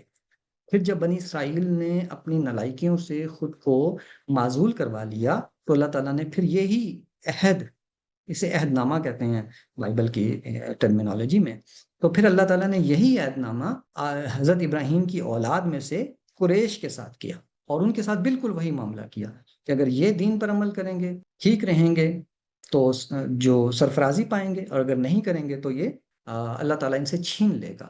چنانچہ قریش جو تھے ان سے چھینی نہیں جا سکتی تھی خلافت جب تک کہ خدا نہ چاہے، اور خدا تب چاہتا جب قریش اپنے آپ کو دین سے علیحدہ کر لیتے، گناہ گاری اختیار کرتے، خدا کے دین کی خلاف ورزی کرتے، تب ان سے خدا چھینتا. اور اگر انہیں خلافت ملی، سیادت ملی، کامیابی ملی قوموں پر اور اپنے مخالفین کے آگے وہ کامیاب ہوئے، تو اس کی وجہ یہ تھی کہ اللہ تعالیٰ نے ان کے لیے فیصلہ کر رکھا تھا کہ یہ جب اگر میرے دین پر رہیں گے پھر ان کے ساتھ کوئی کچھ نہیں کر سکے گا. اب دیکھیے اس بات کے اوپر رسول اللہ نے ان الفاظ میں یہ بات فرمائی ہے. آپ نے فرمایا کہ یہ خلافت قریش میں رہے گی اور جو بھی ان سے دشمنی کرے گا اللہ اس کو سرنگون اوندھا کر دے گا جب تک وہ قریش دین پر قائم رہیں گے. آپ نے فرمایا ایک اور روایت میں جو قریش کو ذلیل کرنے کا ارادہ کرے اللہ اسے ذلیل کرے. نبی اکرم نے فرمایا اس ذات کی قسم جس کے ہاتھ میں میری جان ہے، تم معروف کا حکم دو، منکر سے روکو، ورنہ قریب ہے اللہ تعالیٰ تم پر اپنا عذاب بھیج دے، پھر تم اللہ سے دعا کرو اور تمہاری دعا قبول نہ کی جائے. یہ قریش کے لیے تھی. اللہ فرما رہا ہے کہ اگر تم معروف اور بھلائی کا حکم نہیں دو گے اللہ اپنا عذاب بھیج دے گا. جو عذاب ہوتا ہے اللہ کا اس دنیا میں وہ صرف تب آتا ہے جب رسول کی امت مخاطب ہوتی ہے. یہ اس قانون اتمام حجت میں ہم اس پہ بڑی بحث کر چکے ہیں کہ اللہ کا عذاب جو ہے وہ رسول کے اتمام حجت کے بعد آتا ہے. تو یہ اسپیسیفکلی قریش کی بات ہو رہی ہے کہ تم معروف کا حکم دو، منکر کو سے روکو، ورنہ اللہ تم پہ عذاب بھیج دے گا. تو چنانچہ قریش کا یہ جو اقتدار میں آنا یہ اللہ کے حکم سے تھا اور اس سے نکلنا بھی اللہ کے حکم کے بغیر نہیں ہو سکتا تھا. پھر آپ صلی اللہ علیہ وسلم کی ایک اور روایت ہے، مسلم کی روایت ہے، صحیح روایت ہے. آپ نے فرمایا کہ 12 خلفاء کے عہد تک اسلام کا غلبہ جاری رہے گا. پھر آپ نے کوئی بات کہی جس کو میں سمجھ نہیں سکا. میں نے اپنے والد سے پوچھا آپ نے کیا فرمایا؟ انہوں نے کہا آپ نے فرمایا وہ سب قریش میں سے ہوں گے. تو یہ ہے وہ فریم جس کے تحت میں نے اس سارے معاملے کو دیکھا ہے. تو بات چونکہ لمبی ہو گئی اس لیے میں فی الحال اس کو یہیں پہ مختصر کرتا ہوں. اس کے مزید بہت سارے 2-4 پوائنٹس ہیں لیکن بیسیکلی فریم یہ تھا جس میں میں نے ساری چیز کو دیکھا ہے. باقی جو اس کی جزیات و تفصیلات ہیں وہ اگر پھر موقع ملا تو آپ کے سامنے پیش کریں گے. فی الحال جی میں یہاں پر اپنی بات کو مکمل کروں. پارٹیسپینٹس میں سے جن جن کے کویسچنز ہیں وہ پلیز اپنا ہینڈ ریز کریں تاکہ انہیں باری باری انوائٹ کیا جائے فار دا کویسچن. جی محمد اکرم. جی سر بہت اچھی پریزنٹیشن تھی. کچھ چھوٹے موٹے میرے سوالات تھے. ایک تو بات یہ کہنی تھی کہ جس طرح مبادئ تدبر قرآن اور مبادئ تدبر حدیث اور مبادئ تدبر سنت استاذ نے اپنی کتاب میں لکھ دی ہیں اور 2-2 کی طرح بات واضح ہو گئی ہے، اسی طرح اگر جب آپ کی تکمیل ہو تو اس کے اندر مبادئ تدبر تاریخ بھی آپ اسی طرح 2 اور 2 4 کی طرح لکھ دیجیے گا تاکہ جس کے بعد اختلاف کرنے والے کے پاس اختلاف کی گنجائش نہ بچے۔ اس میں جو میرا سوال آپ سے یہ ہے وہ یہ ہے کہ آپ نے بات شروع کی مسلمہ تاریخ سے، یہ ٹھیک ہے، یہ ساری باتیں مسلمہ تاریخ میں ہوں گی، لیکن آپ نے بعض اقساط کے اندر حضرت علی رضی اللہ تعالیٰ عنہ کے بعض ایسے رویوں پر نقد کیا ہے جو اخبار احاد سے ثابت ہے۔ مثال کے طور پہ سب و شتم کے رویے کے بارے میں آپ نے 3 4 قسطیں لکھی ہیں، لیکن ان سب میں صرف اخبار احاد ہیں، اور سب و شتم کا رویہ تو اسٹیبلشڈ ہسٹری سے آگے منتقل نہیں ہوتا۔ اس کے بارے میں آپ کا کیا کہنا ہے؟ Thank you. جی بہت شکریہ۔ آپ نے درست نشاندہی کی ہے۔ میں مبادی تاریخ یا تاریخ کے اصول و مبادی کے نام سے میں نے لکھا بھی ہے۔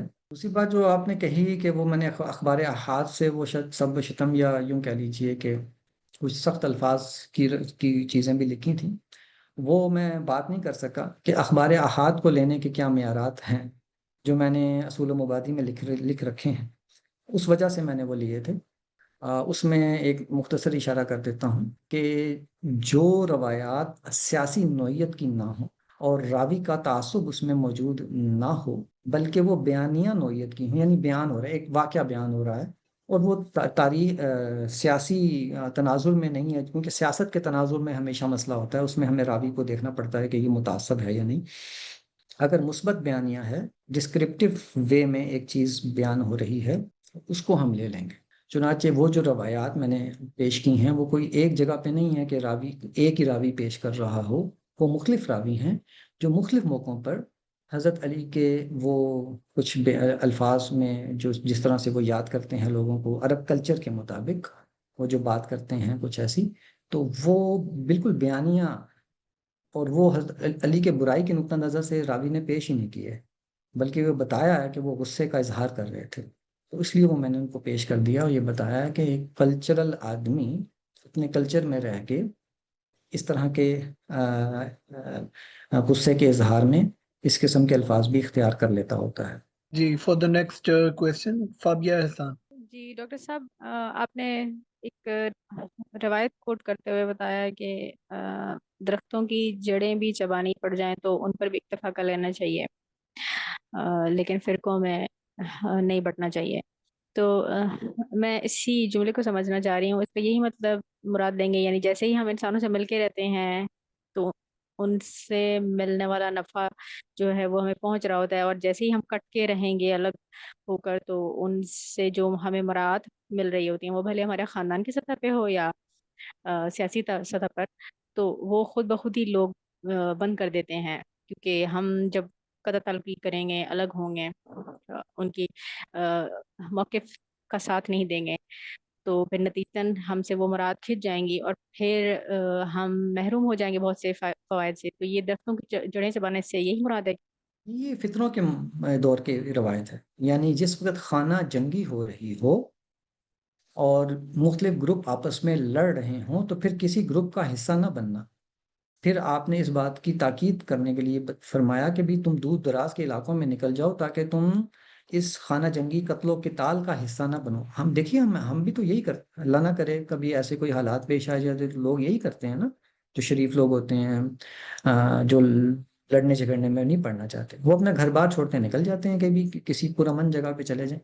یہ اس فتنوں کے تناظر میں، خانہ جنگی کے تناظر میں، یہ عام حالات کے لیے نہیں ہے۔ خانہ جنگی کا مطلب ہوتا ہے سول وار، لوگ آپس میں جب ایک دوسرے کو مار رہے ہوتے ہیں۔ سید عاصم۔ السلام علیکم سر، میرے دو کوشچنز ہیں بیسیکلی، جو آپ نے پریزنٹیشن دی اور ویسے میں نے آپ کی جو تحریر کو فالو کیا تو اس کے کانٹیکسٹ سے تو میں اگری کرتا ہوں، البتہ کچھ سلوشن سے ریلیٹڈ چیزیں پوچھنا چاہ رہا ہوں۔ ایک تو آپ نے بالکل اپنے لیکچر کے شروع میں فرمایا کہ مسلمانوں کے ہاں ایک بنیادی خامی یہ پائی جاتی ہے کہ ہم جب تاریخ پڑھتے ہیں تو اس کو ہم ایک تاریخ سے زیادہ ایک اندھی عقیدت کی نظر سے اس کو پڑھاتے ہیں یا پڑھتے ہیں۔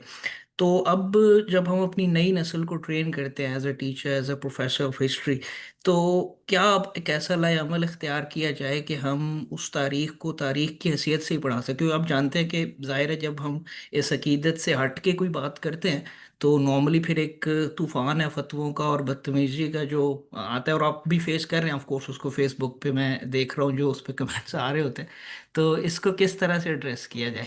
دیکھیں جی، اپنی کیپیسٹی کے لحاظ سے اور ماحول کے لحاظ سے آپ کس سے بات کر رہی ہیں؟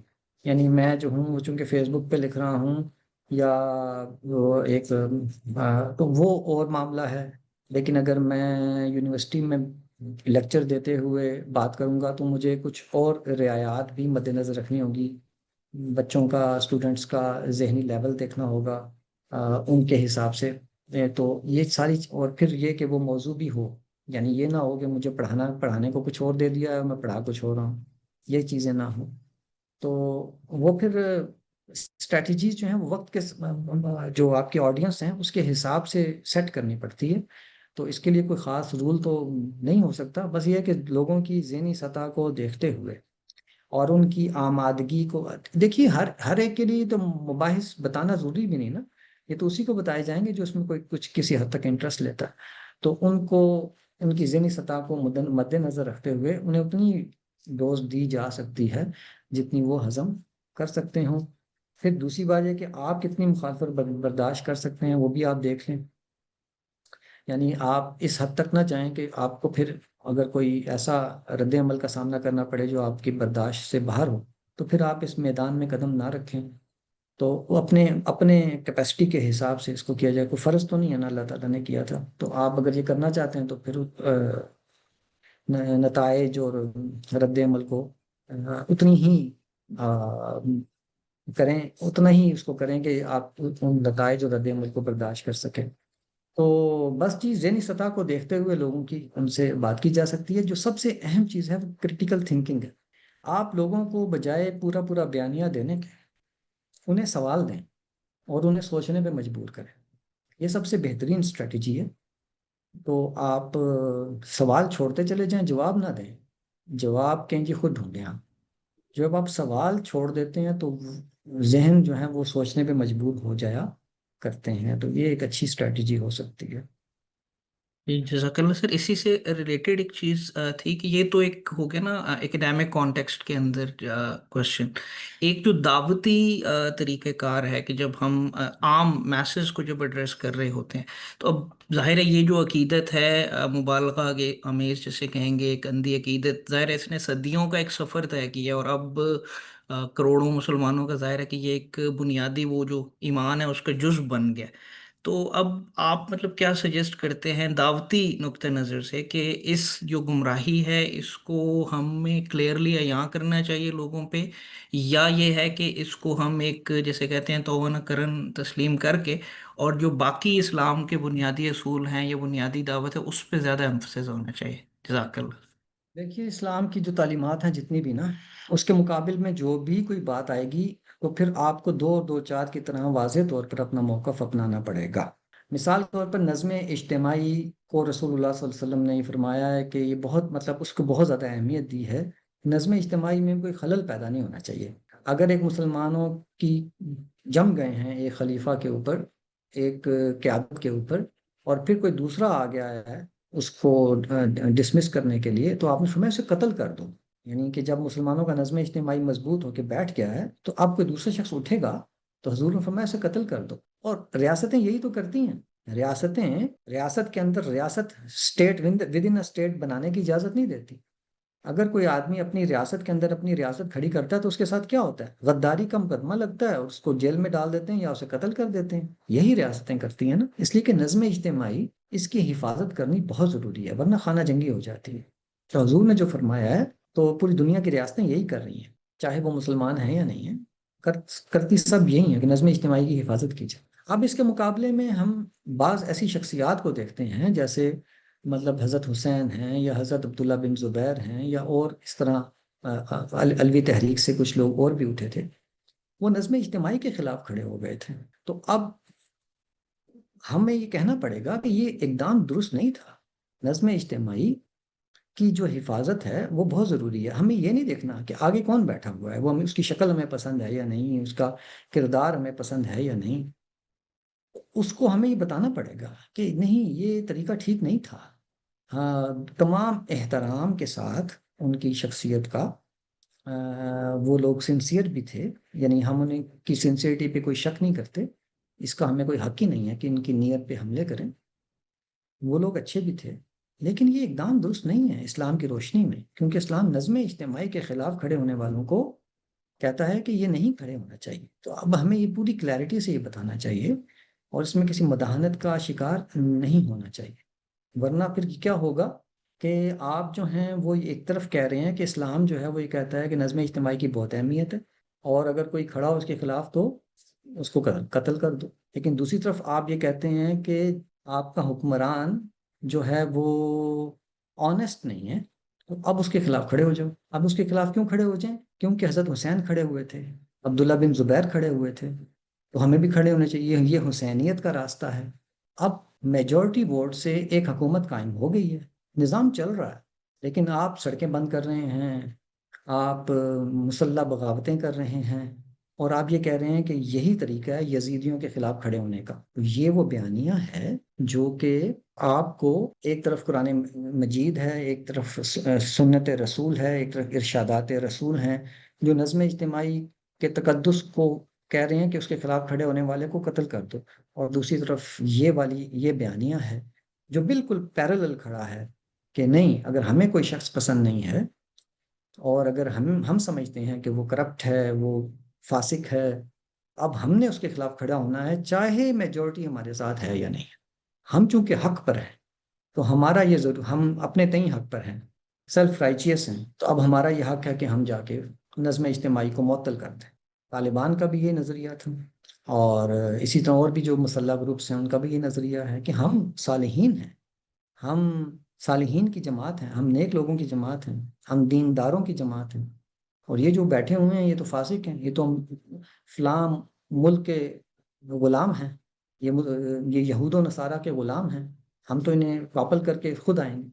تو اس کے لیے پریسیڈنٹ کیا ہے؟ کوئی قرآن کی آیت، کوئی رسول صلی اللہ علیہ وسلم کی ہدایت نہیں. اس کے لیے ایک اسوہ ہے جو کہ انہوں نے حضرت حسین، حضرت عبداللہ بن زبیر اور امام نفس زکیہ وغیرہ سے لیا ہے. یہ بالکل پیرالل ہے، یعنی اسلام کی تعلیم ایک طرف اور دوسری طرف یہ بیانی. تو ہمیں پھر یہ بتانا پڑے گا کہ اسلام کی تعلیمات ہرگز یہ نہیں کہتی، جس کو آپ سب مانتے بھی ہیں. جی، اگلے سوال کے لیے دانش ابراہیم. ڈاکٹر صاحب، آپ کی گفتگو سے ایسا محسوس ہوا کہ امیر معاویہ اور ان کا جو گروپ تھا انہوں نے قرآنک پرنسپلس کو ریلیٹیولی اسپیکنگ سیدنا علی اور ان کے گروپ سے زیادہ بہتر طریقے سے اپلائی کیا ہے اس پورے مشاجرات کے معاملے میں. اب میرا سوال یہ ہے کہ ہمارے سامنے متعدد روایات ہیں رسالت مآب صلی اللہ علیہ وسلم سے منسوب، جس میں انہوں نے پیشن گوئی کی ہے اپنے بعد خلافت راشدہ کی، کہ میرے بعد خلافت راشدہ ہوگی جو علا منہاج النبوہ ہوگی. میں یہ جاننا چاہتا ہوں کہ ان روایات کی حیثیت کیا ہے، کیونکہ اس میں باقاعدگی سے جن راویوں نے وہ روایت کی ہے وہ اپنی تشریح کے تحت، ظاہر سی بات ہے آپ صلی اللہ علیہ وسلم سے تو وہ نقل مدت آپ صلی اللہ علیہ وسلم سے تو وہ نقل نہیں کر رہے ہیں کہ کس کا کتنا دور ہوگا، لیکن جب وہ انطباق اپنے دور میں کر دیکھ رہے ہیں تو وہ لوگ کیلکولیٹ کر بتا رہے ہیں راوی حضرات کہ دیکھو 2 سال سیدنا ابو بکر کے بن رہے ہیں، 10 سال سیدنا عمر کے بن رہے ہیں، اور اس طرح سے 30 سال مکمل ہو رہا ہے سیدنا علی کی خلافت پر، یا سیدنا حسن کے بھی اس میں 6 ماہ اگر جوڑ دیے جائیں. تو ان روایات کو ہم کس طرح سمجھیں گے آپ کی گفتگو کے تناظر میں؟ یہ بہت اچھا سوال ہے آپ کا. اس روایت کے اوپر میں ایک تحقیقی مضمون پہلے ہی شائع کر چکا ہوں، وہ میری اس کتاب کا بھی حصہ ہے.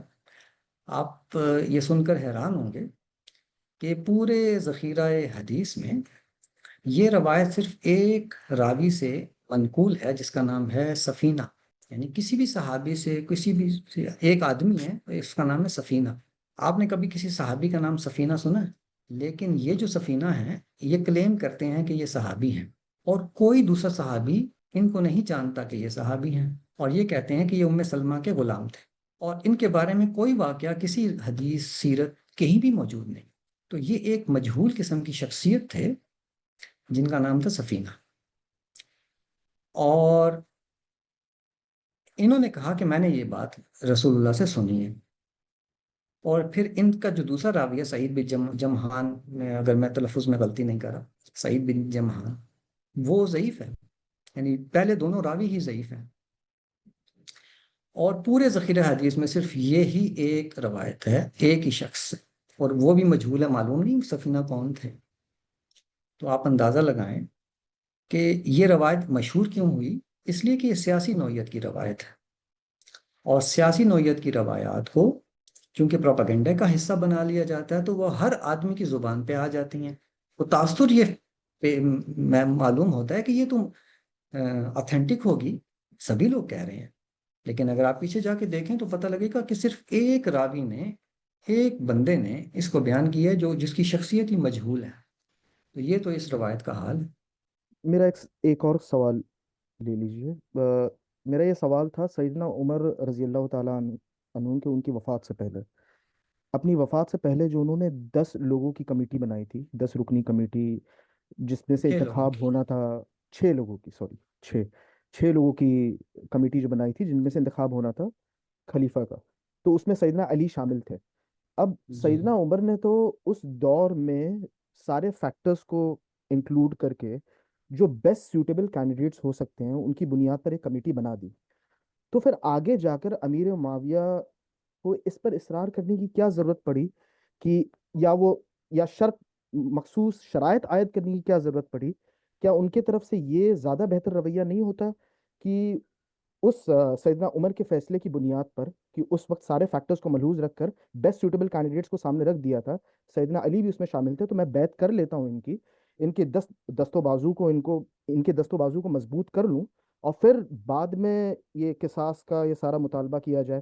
تو یہ بات تھوڑی سمجھ میں نہیں آتی کہ امیر معاویہ اتنے مصر کیوں تھے اس بات پر کہ پہلے قصاص لیا جائے یا مشروط طور پر میں آپ کی بیعت کروں گا. اس کا جواب ہم کیسے دے سکتے ہیں؟ دیکھیے، حضرت عمر کا جو ہر فیصلہ جو ہے وہ ایسا تو نہیں ہو سکتا نا کہ وہ تمام لوگوں کے لیے جو ہے وہ آئندہ وقتوں کے لیے بھی اس کو درست ہو. وہ ایک وقتی فیصلہ تھا، آپ نے کیا، موجود لوگوں میں سے فیصلہ کیا.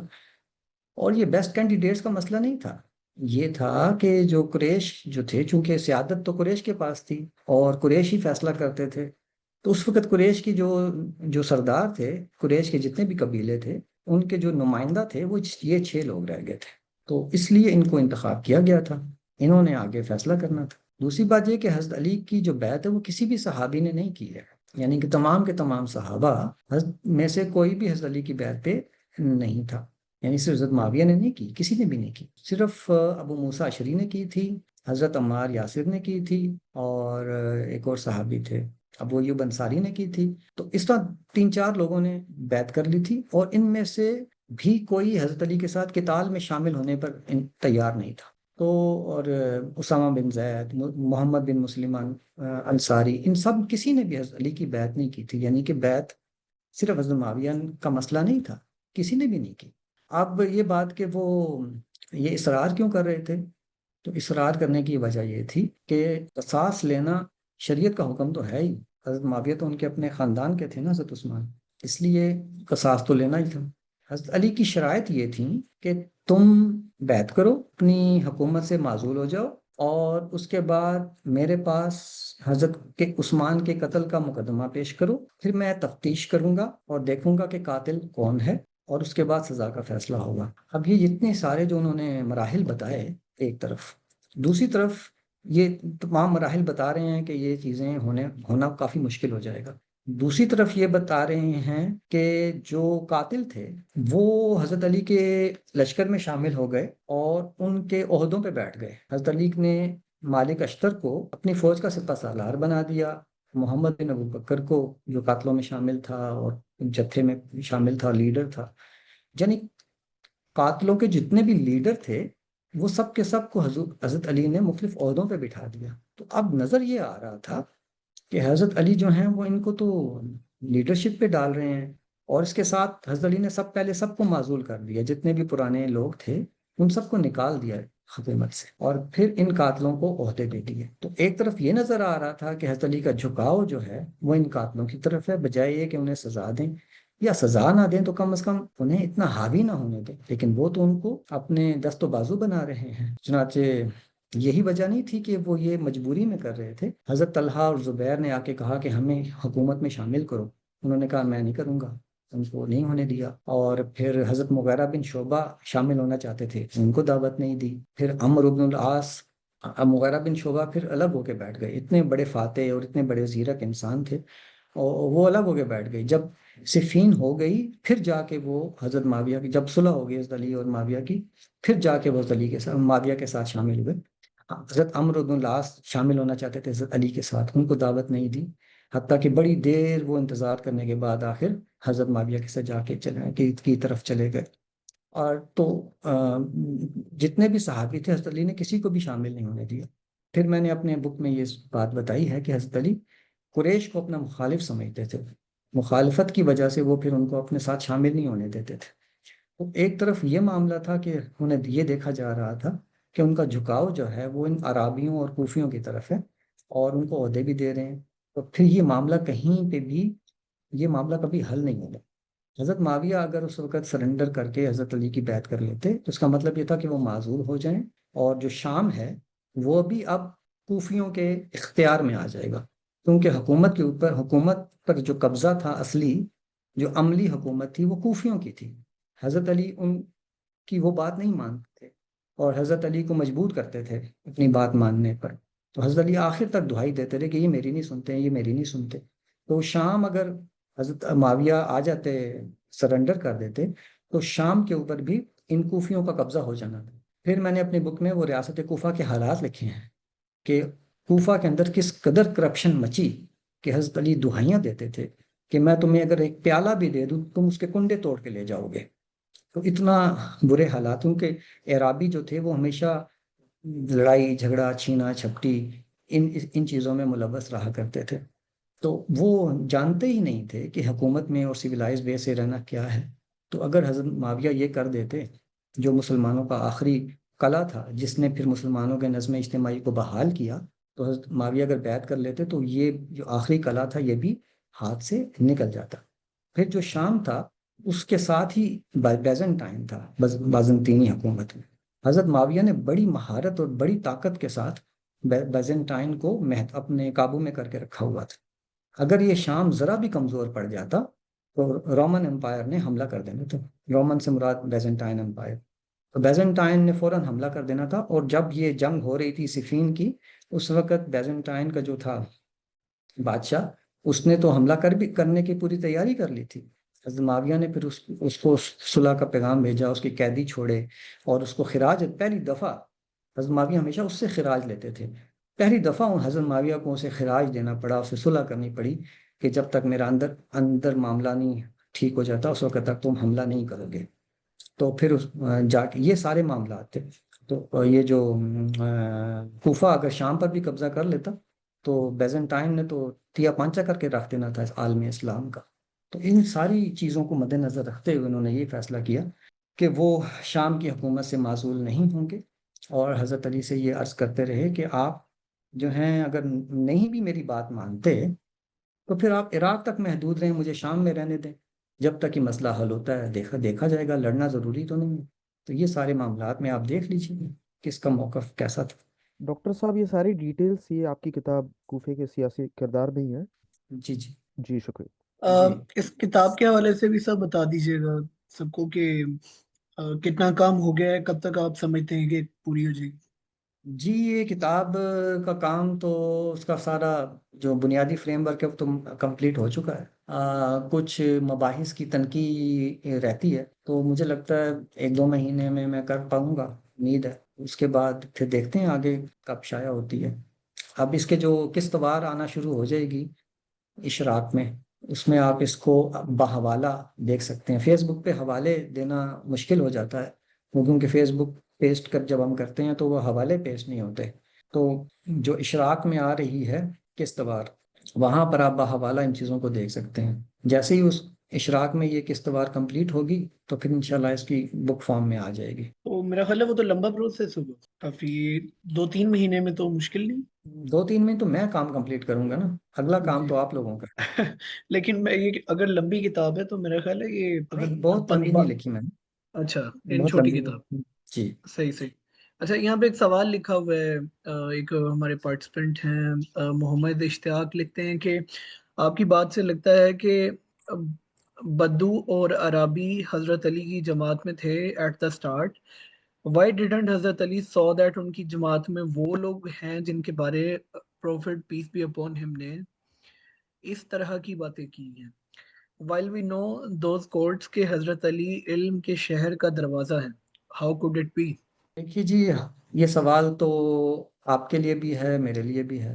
میں تو آپ کے سامنے چیزیں رکھ رہا ہوں جو کہ پیش آئی ہیں۔ اب وہ محرکات کیا تھے، حضرت علی نے ایسے کیوں کیا کہ ان اعرابیوں کو کہ جن کے بارے میں رسول اللہ نے بتا دیا تھا کہ یہی فتنہ کھڑا کریں گے، حضور نے فرمایا یہی فتنہ کھڑا کریں گے۔ اور آپ اگر تاریخ کو پڑھیں اس کے اصلی ماخذ سے، کسی صحابی کو، حضرت علی سمیت کسی صحابی کو اس میں کوئی تردد نہیں تھا کہ جس فتنے کی خبر آپ نے دی تھی وہ یہی لوگ ہیں، اور لوگ انہیں کہہ رہے تھے کہ تم تو وہی ہو جن کے بارے میں رسول اللہ نے بتایا تھا کہ تم یہ سب کچھ کرو گے۔ ان کی قیادت آپ نے سنبھال لی، اور پھر وہ جو فتنہ ہونا تھا خانہ جنگی کا، وہ ہم دیکھ رہے ہیں کہ وہ پھر ہوتا رہا اور ہوتا ہی چلا گیا۔ تو بہرحال یہ ایک سوال ہے کہ ایسا کیوں انہوں نے کیا کہ وہ ایسا ہوا۔ میں نے محرکات کے اوپر بات نہیں کی، یعنی ایک آدمی ایک کام کیوں کر دیتا ہے، اس کے دل میں کیا ہے، تو میں نے محرکات کے اوپر بات نہیں کی ہے۔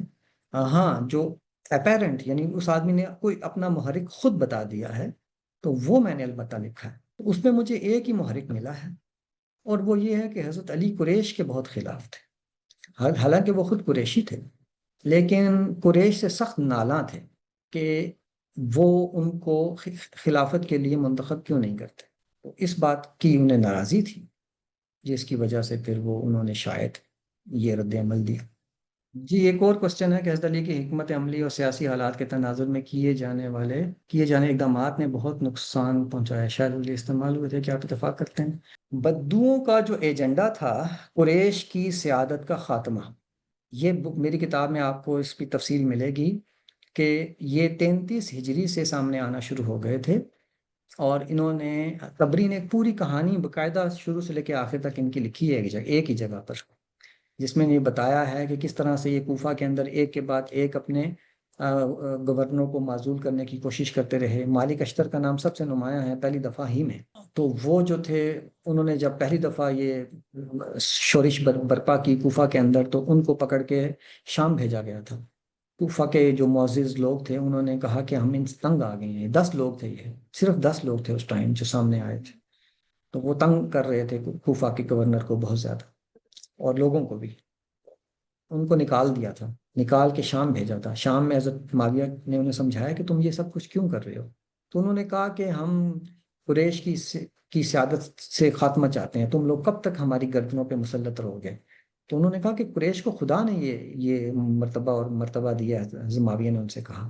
تو انہوں نے کہا کہ قریش کا یہ جو ڈھال ہے نا، حضرت معاویہ نے کہا یہ قریش تمہاری ڈھال ہے، تو انہوں نے کہا کہ یہ ڈھال ٹوٹ جائے گی نا، پھر ہمارے لیے موقع نکل آئے گا، پھر ہم اپنی حکومت قائم کریں گے۔ تو انہوں نے بڑی بدتمیزی بھی کی تھی حضرت معاویہ سے، لیکن حضرت معاویہ چونکہ بہت حلیم الطبع تھے تو اس وجہ سے انہوں نے ان سے درگزر کیا۔ پھر ان لوگوں کے گروپ کو ہمس کے اندر عبد الرحمن بن خالد بن ولید کے پاس بھیجا تھا، انہوں نے انہیں خوب ان کے ساتھ سختی کی تھی، تو یہ معافی تلافی پہ آگے تھے۔ پھر انہیں معافی مانگنے کے لیے مدینہ بھیجا تھا، پھر حضرت عثمان سے معافی مانگ کے یہ دوبارہ کوفہ میں آئے، کوفہ میں پہنچ کے پھر انہوں نے یہی حرکتیں شروع کر دیں اور اپنے لوگوں کو اکٹھا کرتے رہے۔ تو ایک کے بعد ایک گورنر یہ نکالتے رہے، سعد بن ابی وقاص جیسے کو اس لیے نکال دیا کہ نماز اچھی نہیں پڑھاتے، اور عمار یاسر آئے گورنر لگے، انہوں نے کہا جی یہ بڑے سادہ آدمی ہیں۔ پھر وہ ولید بن عقبہ آئے تو کہا جی یہ شراب انہوں نے پی ہے۔ پھر مغیرہ بن شعبہ آئے تو کہا جی انہوں نے زنا کر لیا ہے۔ تو یہ ہر ایک آدمی کے اوپر انہوں نے الزامات لگا کے اس کو نکالتے رہے۔ اس سے کیا ہوا کہ ان کو یہ حوصلہ ملا کہ یہ تو پھر خلیفہ کو بھی بدل سکتے ہیں، چنانچہ سب یہ اکٹھے ہوئے اور پھر حضرت عثمان کو معزول کرنے نکل پڑے۔ وہاں پہ حضرت عثمان نے پھر معزول ہونے سے انکار کر دیا کہ یہ کیا بات ہے کہ بھئی تم آؤ گے اکٹھے ہو کے اور کوئی چیز کو اتار دیں اور ہم اتر جائیں گے، پھر تو نظم اجتماعی برقرار ہی نہیں رہ سکتا۔ کوئی بھی جتھا اٹھے گا اور کہے گا جی مجھے یہ پسند نہیں ہے تو آپ اس کو اتار دیں، تو انہوں نے کہا جی میں نہیں اترتا، اس پر انہوں نے قتل کر دیا۔ تو یہ تھا ان کا ایجنڈا قریشی سیادت کو ختم کرنے کے لیے۔ لیکن چونکہ قریش ہی کی حکومت تھی، مطلب قریش ہی کو مانا جاتا تھا، تو انہوں نے پھر ایک ایسے شخص کو خلیفہ بنا لیا جو خود قریشی کے خلاف تھا، یعنی حضرت علی، کیونکہ بغیر قریشی لیڈرشپ کے معاملہ چل نہیں سکتا تھا۔ اس بنا پر انہیں چاہیے تو قریشی ہی تھا، لیکن چاہتے تھے اس کو اپنے ہاتھ میں اپنے قابو میں رکھیں۔ اتفاق یہ ہے ان کے ساتھ ہوا کہ ان کو ملا ہی ایک ایسا آدمی جو خود بھی قریش کے خلاف، چنانچہ یہ ان کو لے کے کوفہ آ گئے، اور پھر انہوں نے حضرت علی کے بھی خلاف ہو گئے، جو جن کو آپ خوارج کہتے ہیں، وہ یہی تو لوگ تھے. وہ راتوں رات تو خوارج نہیں بنے، راتوں رات تو وہ جاہل اور وہ نہیں بن گئے جن کے خلاف پوری امت کھڑی ہے. یہ تو وہی لوگ تھے جو حضرت عثمان کے بھی خلاف تھے. تو اور پھر میں نے تاریخ میں یہ لکھا ہے، اپنی کتاب میں بھی یہ بتایا ہے کہ صفین کے موقع پر تحکیم کے وقت انہوں نے حضرت علی سے کہا کہ آپ تحکیم کو قبول کریں، ورنہ ہم آپ کو ایسے ہی قتل کریں گے جیسے ہم نے عثمان کو قتل کیا تھا. چنانچہ پھر انہوں نے حضرت علی کو بھی ویسے ہی پہلے ان کے اوپر الزام لگے، حضرت عثمان پہ کرپشن اور نیپوٹزم کا الزام لگایا، اور پھر انہوں نے ہی حضرت علی کے اوپر کفر کا الزام لگایا، اور پھر ان کے خلاف ایسی ہی بغاوت کی جیسے حضرت عثمان کے خلاف کی تھی، اور پھر حضرت علی ان کے خلاف لڑے اور پھر ان کو قتل کیا. اس کے بعد یہ پھر تمام عمر کے 100 سال سے بھی زیادہ عرصہ یہ اس قریشی حکومت کو ختم کرنے کی کوشش کرتے رہے. بعد میں عبد الرحمن ابن اشعث کے زمانے میں انہوں نے بہت بڑی مہم چلائی، اس میں پھر یہ اس وقت عبد الملک کی حکومت تھی، اس وقت بھی بنو امیہ کی حکومت کو ختم کرنے کے قریب پہنچ گئے تھے. تو یہ مسلسل یہ قریشی سیادت کو ختم کرنے کی کوشش میں لگے رہے، مگر کامیاب نہیں ہوئے، کیونکہ اللہ تعالیٰ کی طرف سے حکم نہیں تھا، کیونکہ اللہ کا جو فیصلہ تھا قریش کے لیے وہ قائم تھا. اشہال صادق. السلام علیکم. اشہل. جی وعلیکم السلام. جی بہت اشہل. مشکل جی نام ہے جی. ڈاکٹر صاحب، میرا سوال یہ تھا کہ عثمان رضی اللہ عنہ جب یہ سب جانتے تھے کوفہ والوں کا کردار جو رہا ہے ان کے والیوں کے ساتھ، تو انہوں نے ان کے اوپر کوئی مسلح اقدام کیوں نہیں کیا؟ یہ تو پلیز سیدھا سادہ فتنہ تھا. ریپیٹ کیجیے گا. میں کہہ رہا تھا کہ جب حضرت عثمان رضی اللہ عنہ کوفہ والوں کا کردار جانتے تھے اپنے والیوں کے ساتھ، اور جو کہ بظاہر فتنہ نظر آ رہا تھا، تو انہوں نے ان کے اوپر کوئی مسلح اقدام کیوں نہیں کیا؟ جب انہوں نے محاصرہ بھی کر لیا تو انہوں نے صبر کو کیوں ترجیح دی اس کی بجائے کہ وہ کوئی مسلح اقدام کریں؟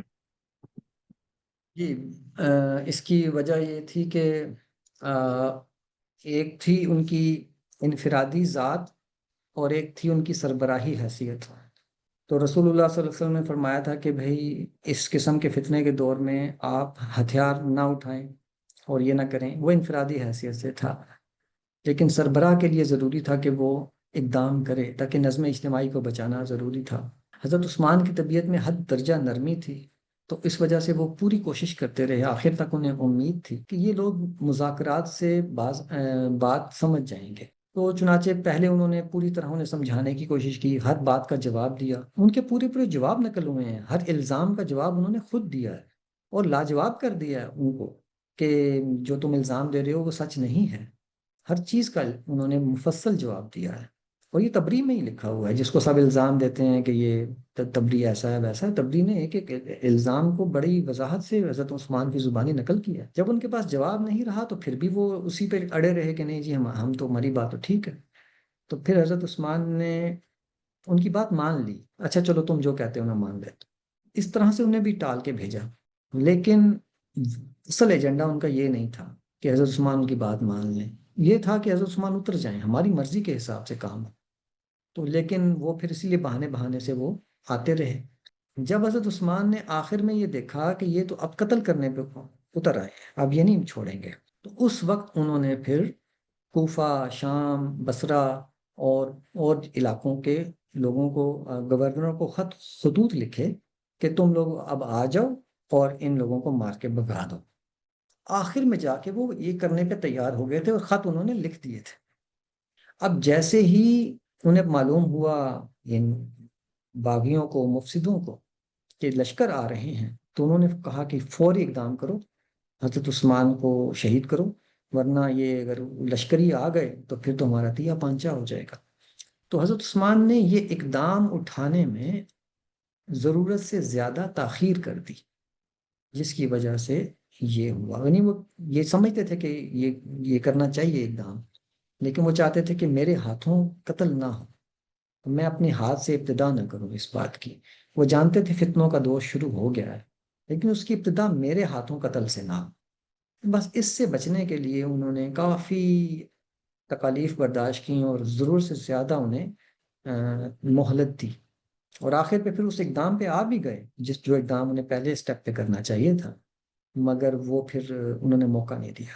ایک آخری سوال मैं करना चाहूँगा। अभी आपने गुफ्तगू में फरमाया कि अक्सर अवाम हुक्मरानों को यजीदी और इस तरह की और मतलब क्या के ना उस दौर से उन्हें मतलब इक्वल करके कि ये उस तरह के इकदाम करेंगे, उस तरह के लोग हैं तो सड़कों पे निकल आते हैं। तो मैं ये ज़हन में आ रहा था कि अक्सर हमारी हुकूमतें बहुत से गलत लॉज बनाती हैं या फिर कि काफ़ी बोझ अवाम पे डाल दिया जाता है, चाहे फाइनेंशियल है चाहे और किसी तरह का है। तो उसकी वजह से उन्हें सड़कों पे तो निकलना ही पड़ता है। तो उस वक़्त वो ज़ाहिर है कि चूँकि उन्हें बताया ये जाता है कि यज़ीद इस तरह के काम करता था, तो वो उसके इक्वल कर देते हैं। तो आप क्या समझते हैं कि एहतजाज नहीं करना चाहिए या ये कि उस दौर से उन्हें मुसाबकत नहीं देनी चाहिए? नहीं नहीं, आपने बड़ा अच्छा सवाल किया। ये पॉइंट मुझे साथ में बताना चाहिए था कि जब आप, लेकिन हुक्मरानों के बुरे कामों, उनकी गलतियों पर, उनके ऊपर तनकीद करना, एहतजाज करना आपका हक है। तो हक नहीं है, बल्कि बात सूरतों में फ़र्ज हो जाता है कि आप उठें और हुक्मरान के सामने कलमा हक कहें। एक इंडिविजुअल का यही जिहाद बताया गया है और इस जिहाद को अफजल अफजल जिहाद कहा गया है। तो आप और इसमें अगर जान भी चली जाए ना, कलमा हक कहना है, इसमें अगर आपकी जान भी चली जाए तो आप जान देकर भी वो अपनी तनकीद को जारी रखें। ये है आपका हक। लेकिन इसका हक नहीं है कि कानून अपने हाथ में ले लें और लोगों के रास्ते बंद कर दें और मुल्क बंद कर दें या हथियार उठा लें। इसका आपको इख्तियार नहीं है, तनकीद का इख्तियार है। उसमें आप जो है वो मुकम्मल अच्छे तरीके से मजबूत अंदाज में तनकीद करें, उसमें आप फिर किसी की परवाह ना करें। बस यही उसका दायरा कार है। लेकिन इरफान साहब अक्सर हुकूमतें सुनती नहीं है। अगर आप जब तक अवाम को या फिर इदारों को, रियासत को तकलीफ ना दें तब तक वो सुनते नहीं है। तो ये जो रवैया है वो भी अक्सर मजबूर कर देता है लोग।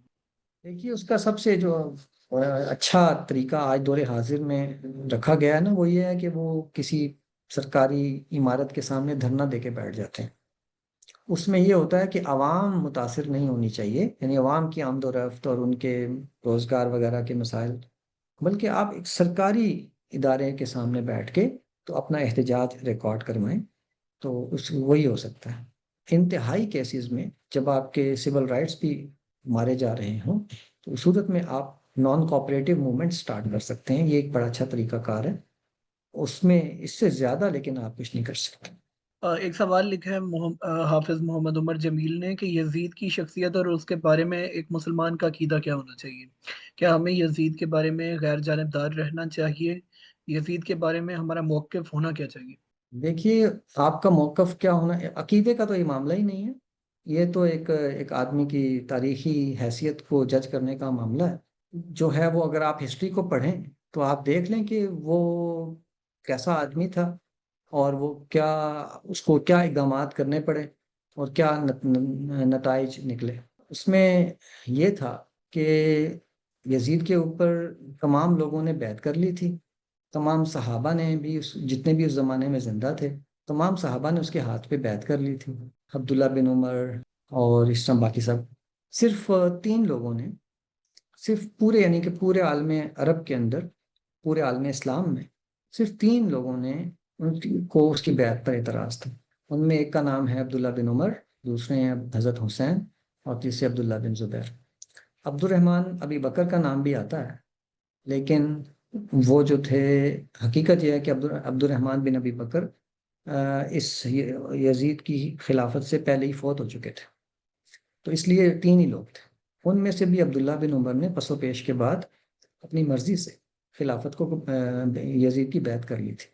अब बाकी सारे के सारे लोग उसकी बैत में मुत्तफिक हो गए थे, 2 लोग रह गए थे। अब आप ही देख लीजिए कि मेजॉरिटी अगर एक शख्स के ऊपर मुत्तफिक है तो उसके बारे में क्या नज़रिया होना चाहिए। तो ये है बाकी बात। बाकी रही बात उसके फिस्क वगैरह की, कि भी वो फासिक था, शराब पीता था, तो आपको क्या लगता है कि जो यही मामला है सियासी इल्ज़ामात, सियासत के अंदर इल्ज़ामी सियासत का। इल्ज़ामी सियासत में आप मुंह उठा के किसी पर भी इल्ज़ाम लगाते रहते हैं। आज के दौर में भी यही होता है ना, ये करप्ट है, वो चोर है, ये डाकू है, वो यहूदी एजेंट है। हमारे यहाँ आज भी ये चल रहा है। कभी किसी ने कोई सबूत पेश किया है इसकी करप्शन का और उसके यहूदी एजेंट होने का? यही मामला जो है वो पास्ट में भी ऐसे ही था। تو ایک آدمی کے بارے میں جب آپ 1000 دفعہ 1,00,000 دفعہ کہیں گے کہ چور ہے چور ہے، تو بچپن سے ہی سنتے چلے آئے تو آپ کو لگے گا چور ہے۔ اسی طریقے سے یہی معاملہ ہے اس زمانے پہ، ماضی کے وقت میں بھی یہی سب کچھ ہوتا رہا ہے۔ میں آپ کے وہ اس کے بارے میں حضرت محمد بن حنفیہ کا قول بتا دیتا ہوں۔ عبداللہ بن مطیع اور اس کے ساتھی جو تھے وہ آئے حضرت محمد بن حنفیہ جو حضرت علی کے بیٹے تھے اور بڑے عالم اور بڑے شجاع اور بڑے پائے کے آدمی تھے، ان کا بڑا مانا جاتا تھا۔ تو ان کے پاس وہ آئے، انہوں نے کہا کہ آپ جو ہیں وہ ہمارا ساتھ دیں، یزید کے خلاف ہم نے مہم چلائی ہے۔ تو انہوں نے کہا کہ کیوں؟ تو انہوں نے کہا کہ اس لیے کہ یزید جو ہے وہ شراب پیتا ہے اور نماز کو چھوڑتا ہے۔ تو آپ نے فرمایا کہ تمہیں کس نے بتایا کہ وہ یہ سب کچھ کرتا ہے؟ تو میں جب شام میں گیا تھا تو میں نے تو اس کو سنت پر عامل پایا اور نماز کا پابند دیکھا، اور شراب تو اس نے میرے سامنے پی نہیں۔ تو انہوں نے کہا کہ اس نے آپ کو دکھانے کے لیے ایسے کیا ہوگا۔ تو انہوں نے کہا کہ میں نے اسے کون سا انعام دینا تھا کہ مجھ سے جو ہے وہ میرے سامنے یہ حرکتیں نہ کرتا۔ اور اگر تم نے یہ دیکھا ہے کہ وہ یہ برے کام کرتا ہے تو پھر تو تم اس کے شریک محفل تھے، تم نے اسے روکا کیوں نہیں؟ اور اگر تم اس کے بارے میں سنی سنائی باتیں کر رہے ہو یا جھوٹ بول رہے ہو تو پھر تمہیں خدا پوچھے گا۔ یہ پوری بات ہے جو محمد بن حنفیہ نے انہیں کہی اور ان کے پاس اس کا کوئی جواب نہیں تھا۔ تو یہ ہے ساری اس چیز کی بیان۔ باقی رہ گئی کہ حکومتی سطح پر اس نے جو اقدامات کیے، تو دیکھیے کہ جب ایک آدمی جس کے اوپر سارے کے سارے لوگ متفق ہو چکے ہیں کہ وہ اب نظم اجتماعی کا نمائندہ بن کے نظام سنبھالے گا، تو اب نظم اجتماعی کی حفاظت کے لیے تو وہ کچھ نہ کچھ تو کرے گا نا۔ اب جب اسے یہ پتہ چلا کہ کوفہ والے حضرت حسین کو انوائٹ کر رہے ہیں کہ وہ آئیں اور آ کے اقتدار سنبھالیں، اسٹیٹ ود ان اسٹیٹ بنائیں، تو اس کا کیا مطلب تھا؟ اس کا مطلب یہ تھا کہ کوفہ میں دوبارہ ایک ریاست قائم ہوگی جس کے ساتھ پھر ایک لڑائی لڑنی پڑ جائے گی، اور لڑائی لڑنی پڑی بعد میں۔ مختار سقفی نے وہاں پہ حکومت قائم کی جب اپنی، تو پھر دوبارہ خانہ جنگی شروع ہو گئی تھی۔ تو ریاست اس صورت میں کیا کرتی ہے؟ تو اس نے وہی کیا جو ایک ریاست کرتی ہے، لیکن اس کے باوجود وہ یہ چاہتا تھا کہ حضرت حسین اگر اس کے پاس بھیج دیے جاتے تو وہ ان کو چھوڑ دیتا اور معاف کر دیتا اور ان کے ساتھ درگزر کا معاملہ کرتا۔ لیکن جو کوفہ کا گورنر تھا، کوفہ بصرہ کا گورنر ابن زیاد، وہ ضرورت سے زیادہ سخت آدمی تھا اور وہ کسی کو کوئی رعایت نہیں دیا کرتا تھا۔ اس کی اوور ایفیشنسی کی وجہ سے یہ معاملہ پیش آیا، اور یزید کو جب یہ علم ہوا تو اس نے بڑا برا بھلا کہا کہ یہ ایسے نہیں کرنا چاہیے تھا اسے، حسین میری طرف آتے، میرے پاس آتے تو میں درگزر کا معاملہ کرتا۔ تو یہ تھا معاملہ۔ پھر وہ مدینہ کے اندر جب وہ جو واقعہ ہررا پہ ہوا ہے تو اس کے اندر تو جو انصاری نوجوان تھے انہوں نے یہ معاملہ اٹھایا تھا۔ جب ہم یہ پڑھتے ہیں نا تاریخ کے اندر کہ اہل مدینہ نے بغاوت کر دی یا اہل مدینہ کھڑے ہو گئے، تو ہمارے ذہنوں میں نا ایسے آتا ہے جیسے صحابی سارے کھڑے ہو گئے تھے، لیکن یہ ایسی حقیقت نہیں ہے۔ وہ انصار کے نوجوان تھے جو عبداللہ بن حنزلہ کی قیادت میں کھڑے ہو گئے تھے، اور جو مدینے کے اندر اکابر صحابہ تھے، عبداللہ بن عمر، زین العابدین، یہ سارے، انہوں نے اور محمد بن حنفیہ، ان لوگوں نے ان نوجوانوں کی اس تحریک کا ساتھ نہیں دیا تھا، اور وہ یہی کہتے تھے کہ یہ کام نہ کرو، مسلمانوں میں تفریق پیدا نہ کرو۔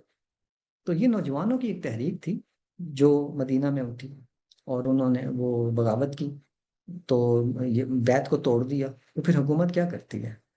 حکومت نے فوج کو بھیجا، انہیں 3 دن تک سمجھاتے رہے کہ یہ کام نہ کرو، اور پھر ظاہر ہے وہی کیا جو اپنی رٹ بحال کرنے کے لیے حکومتیں کرتی ہیں، حملہ کیا اور ان کے لیڈرشپ کو قتل کر دیا۔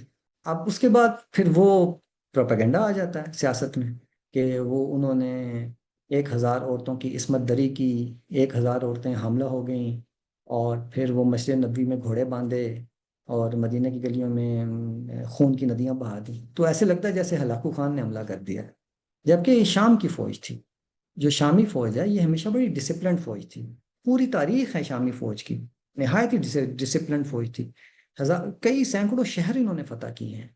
کسی بھی شہر میں کسی بھی جگہ پہ یہ بربریت کا یہ مظاہرہ رپورٹ نہیں ہوا شامیوں کی طرف سے کہ وہ گئے ہوں اس علاقے میں، انہوں نے کھوپڑیوں کے محل تعمیر کر دیے ہوں، عورتوں کی عصمت دری شروع کر دی ہو، شراب پینی شروع کر دی ہو۔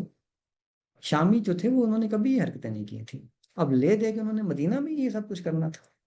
تو یہ کہ ایک بالکل پروپیگنڈا تھا ان کے خلاف جو تاریخ میں نقل ہوا ہے، ورنہ کچھ بھی ایسا نہیں ہوا۔ 3 دن میں انہوں نے وہ باغیوں کو ہی پکڑا ہے، انہیں کو سزا دی ہے۔ ڈاکٹر صاحب، یہ جو آپ بار بار فرما رہے ہیں کہ سارے صحابہ نے بیعت کر لی تھی، میں یزید کے حوالے سے یہ سوال کر رہا ہوں کہ سارے صحابہ نے بیعت کر دی تھی، جتنے بھی صحابہ تابعین اس وقت موجود ہیں سوائے 2-3 اشخاص کے، تو اس میں یہ بھی نیریٹو پیش کیا جاتا ہے نا کہ یہ زور زبردستی سے ہوئی تھی، یہ دھونس سے ہوئی تھی، اور اس کے مختلف رپورٹنگز ہمیں ملتے ہیں، جیسے وہ مشہور واقعہ ہے مروان بن حکم کا، جو مدینے میں خطبہ دے رہا ہے اور وہاں عبد الرحمن بن ابی بکر انہوں نے احتجاج کیا، جس موقع پر مروان نے ان کے اریسٹ کا فرمان جاری کیا تھا، اور جو جا کر سیدہ عائشہ کے حجرے میں جا کر چھپ گئے تھے جب انہوں نے ولی عہدی کے بارے میں، یزید کی ولی عہدی کے بارے میں اناؤنسمنٹ کی تھی۔ اس موقع پر عبد الرحمن بن ابی بکر نے احتجاج کیا تھا۔ پھر اسی طرح سیدنا معاویہ رضی اللہ تعالیٰ عنہ کے متعلق بھی یہ رپورٹ ہوتا ہے کہ انہوں نے جب خطبہ دیا تھا کہ جو بھی اس امر خلافت میں خواہش مند ہے وہ اپنا سینگ اٹھائے، میں اس کے باپ سے بھی زیادہ حقدار ہوں خلیفہ بننے کا۔ اور اس میں راوی یہ فرماتے ہیں کہ سیدنا عبداللہ بن عمر نے یہ خطبہ، وہ گوٹ لگا کر بیٹھے ہوئے تھے، خطبہ سن رہے تھے، انہوں نے یہ ارادہ کیا کہ اٹھ کر سیدنا معاویہ کو جواب دیں، لیکن وہ خاموش ہو گئے، جنتوں کی نعمتوں کو یاد کرنے لگے، اور اس طرح سے انہوں نے اپنی جان بھی بچائی، عزت بھی بچائی۔ تو یہ سارے جب واقعات ہم سنتے ہیں تو اس سے تو یہی محسوس ہوتا ہے کہ ساری چیزیں زور زبردستی سے ہوئی ہے۔ ظاہر ہے جی، دوسرا نیریٹو تو آئے گا نا، وہ جو لوگ ہیں جو کہ اس کے خلاف ہیں وہ اس بات کا، اس کی بالکل ایسے ہی سیاست میں یہی ہوتا ہے، جیسے آج کل کی سیاست میں آپ دیکھتے ہیں ایک حکومت بن جاتی ہے تو دوسری پارٹی کہتی ہے کہ دھاندلی ہوئی ہے زور زبردستی کے ساتھ، اور یہ ہوا ہے وہ ہوا ہے۔ یہ جو بھٹو کی حکومت آئی تھی اس میں بھی یہی معاملہ پیش آیا تھا، لیکن اب تاریخ بتاتی ہے کہ وہ پروپیگنڈا تھا بھٹو کی حکومت کے خلاف کہ اس نے بہت بڑی دھاندلی کی ہے۔ پوری پاکستان میں احتجاج ہوئے تھے کہ بھٹو نے اپنی حکومت دھاندلی سے قائم کی ہے، تو چنانچہ فوج کو آنا پڑا، یعنی مارشل لا لگ گیا۔ آپ اندازہ لگیں، مارشل لا جب لگا اور ان حالات جب پتہ کیے تو پتہ چلا کہ ایسی تو کوئی بات نہیں تھی، چھوٹی موٹی دھاندلیاں اور بے ضابطگیاں تو ہوتی رہتی ہیں، مگر یہ کہ بالکل ہی جو ہے وہ دھاندلی کے ساتھ حکومت بنی ہے، ایسا نہیں تھا۔ تو یہ سیاسی نیریٹو ایسے ہی بنتے ہیں، دوسری لوگوں نے بھی اپنا یہی موقف بیان کرنا ہوتا ہے۔ جہاں تک ہے بات بیعت کے دور سیاست کے معاملے میں زور زبردستی تلخ کلامی کی، یہ تو آپ کو پتہ ہے حضرت ابوبکر کی خلافت میں بھی پیش آ گئی تھی۔ حضرت ابوبکر انصار کے ساتھ حضرت عمر نے کس زبان میں بات کی تھی، اور پھر جب انہیں یہ پتہ چلا تھا کہ بنو ہاشم الگ سے حضرت علی کو خلیفہ بنانے کے لیے مشورہ کر رہے ہیں، تو وہ چلے گئے تھے بنو ہاشم کی طرف بھی، انہوں نے کہا تھا کہ خبردار کہ تم لوگوں نے اس کے علاوہ کوئی مختلف بات کی۔ تو پہلے خلیفہ کے وقت بھی یہ سب کچھ ہو گیا تھا۔ تو مسئلہ یہ ہے کہ اگر یزید بن معاویہ کی بیعت مکمل طور پر ظلم و ستم پر مبنی ہوتی، پھر تو تاریخ نے ہزاروں واقعات نقل کیے ہوتے کہ اس کو کوڑے مارے جا رہے ہیں کہ بیعت کرو، اس کو جیل میں ڈالا جا رہا ہے کہ جی بیعت کرو۔ ایسا نہیں ہے، 2-3 روایات پیش کی جاتی ہیں کہ انہوں نے کہا کہ ایسا ہوگا تو میں یہ کر دوں گا وہ کر دوں گا، تو بس اس کا مطلب ہے کہ بس اتنی سی بات ہی نقل کر پائے ہیں راوی کہ جناب اپنا اس کو دھمکا دیا عبداللہ بن عمر کو اور عبد الرحمن بن ابو بکر کو، بس ان 2-3 لوگوں کو دھمکا دیا، بس یہ اتنا سا پورشن ہی بتا پائے ہیں، باقی سب لوگ جو ہیں وہ آرام سے راضی تھے اس کے اوپر۔ تو بس اتنا ہی ہے۔ اب یہ اتنا بھی کس سے آیا؟ خبر واحد سے آیا ہے، اور خبر واحد کا میں نے اصول بتایا ہے، اور آپ کو بھی بالکل کامن سینس کا اصول ہے کہ سیاسی معاملات میں مخالف کی رائے کو قبول نہیں کیا جائے گا، کیونکہ وہ تعصب پہ مبنی ہوتی ہے۔ اب اگر ہم حضرت معاویہ کی پوری شخصیت کو مد نظر رکھیں تو وہ نہایت ہی حلیم الطبع تھے، یعنی ہر جگہ پہ، یعنی ان کا جو حلم تھا، بردباری تھی، تحمل تھا، وہ ضرب المثل ہے عربی کے اندر کہ معاویہ جیسا حلیم، یہ عربی میں یہ ضرب المثل ہوتی ہے۔ تو حضرت معاویہ سے یہ توقع کہ وہ لوگوں کو تلوار کے زور پہ دھمکائیں، یہ ان کی شخصیت سے میچ نہیں کرتا. تو یہ اس وجہ سے یہ جو روایات ہیں چونکہ ان کی شخصیت سے میچ نہیں کرتی، یہ بات اس لیے قابل قبول لگتی نہیں ہے. لیکن اس کا کوئی امکان رد نہیں کیا جا سکتا کہ تھوڑی بہت تلخ کلامی ہوئی ہوگی، تھوڑی بہت سختی کی بات ہوئی ہوگی، کیونکہ یہ تو سیاسی معاملات میں ڈس ایگریمنٹ ہونا اور پھر تھوڑی بہت سختی کی باتیں کرنا یہ تو ہوتا ہی ہے. آپ دیکھیے حضرت عمر نے جب تیسرے خلیفہ کے وقت انتخاب کے لیے 6 لوگوں کو کمرے میں بٹھایا تو انہوں نے باہر بندے کھڑے کر دیے اور کہا کہ یہ اگر راضی اپنا اتفاق کر کے باہر نہ نکلے تو مار ڈالنا ہے ان کو 3 دن کے اندر، 3 دن کے بعد. تو یہ اس قسم کی سختیاں تو بعض تھوڑی بہت تو کرنی پڑتی ہیں. اتنی سختی بھی باہر حضرت معاویہ نے نہیں کی تھی. I think we don't have any more questions. And Irfan sir, thank you so much for your time. اور امید ہے کہ تمام آج پارٹیسپینٹس نے بھی سیکھا ہوگا اس بڑے سینسٹیو ٹاپک کے حوالے سے. نیکسٹ ٹائم جب کوئی اس حوالے سے ایک اور سیشن ہوگا تو آپ لوگوں کی خدمت میں دوبارہ حاضر ہوں گے. آج کے لیے اتنا ہی. بہت شکریہ تمام لوگوں کا پارٹیسپیٹ کرنے کے لیے.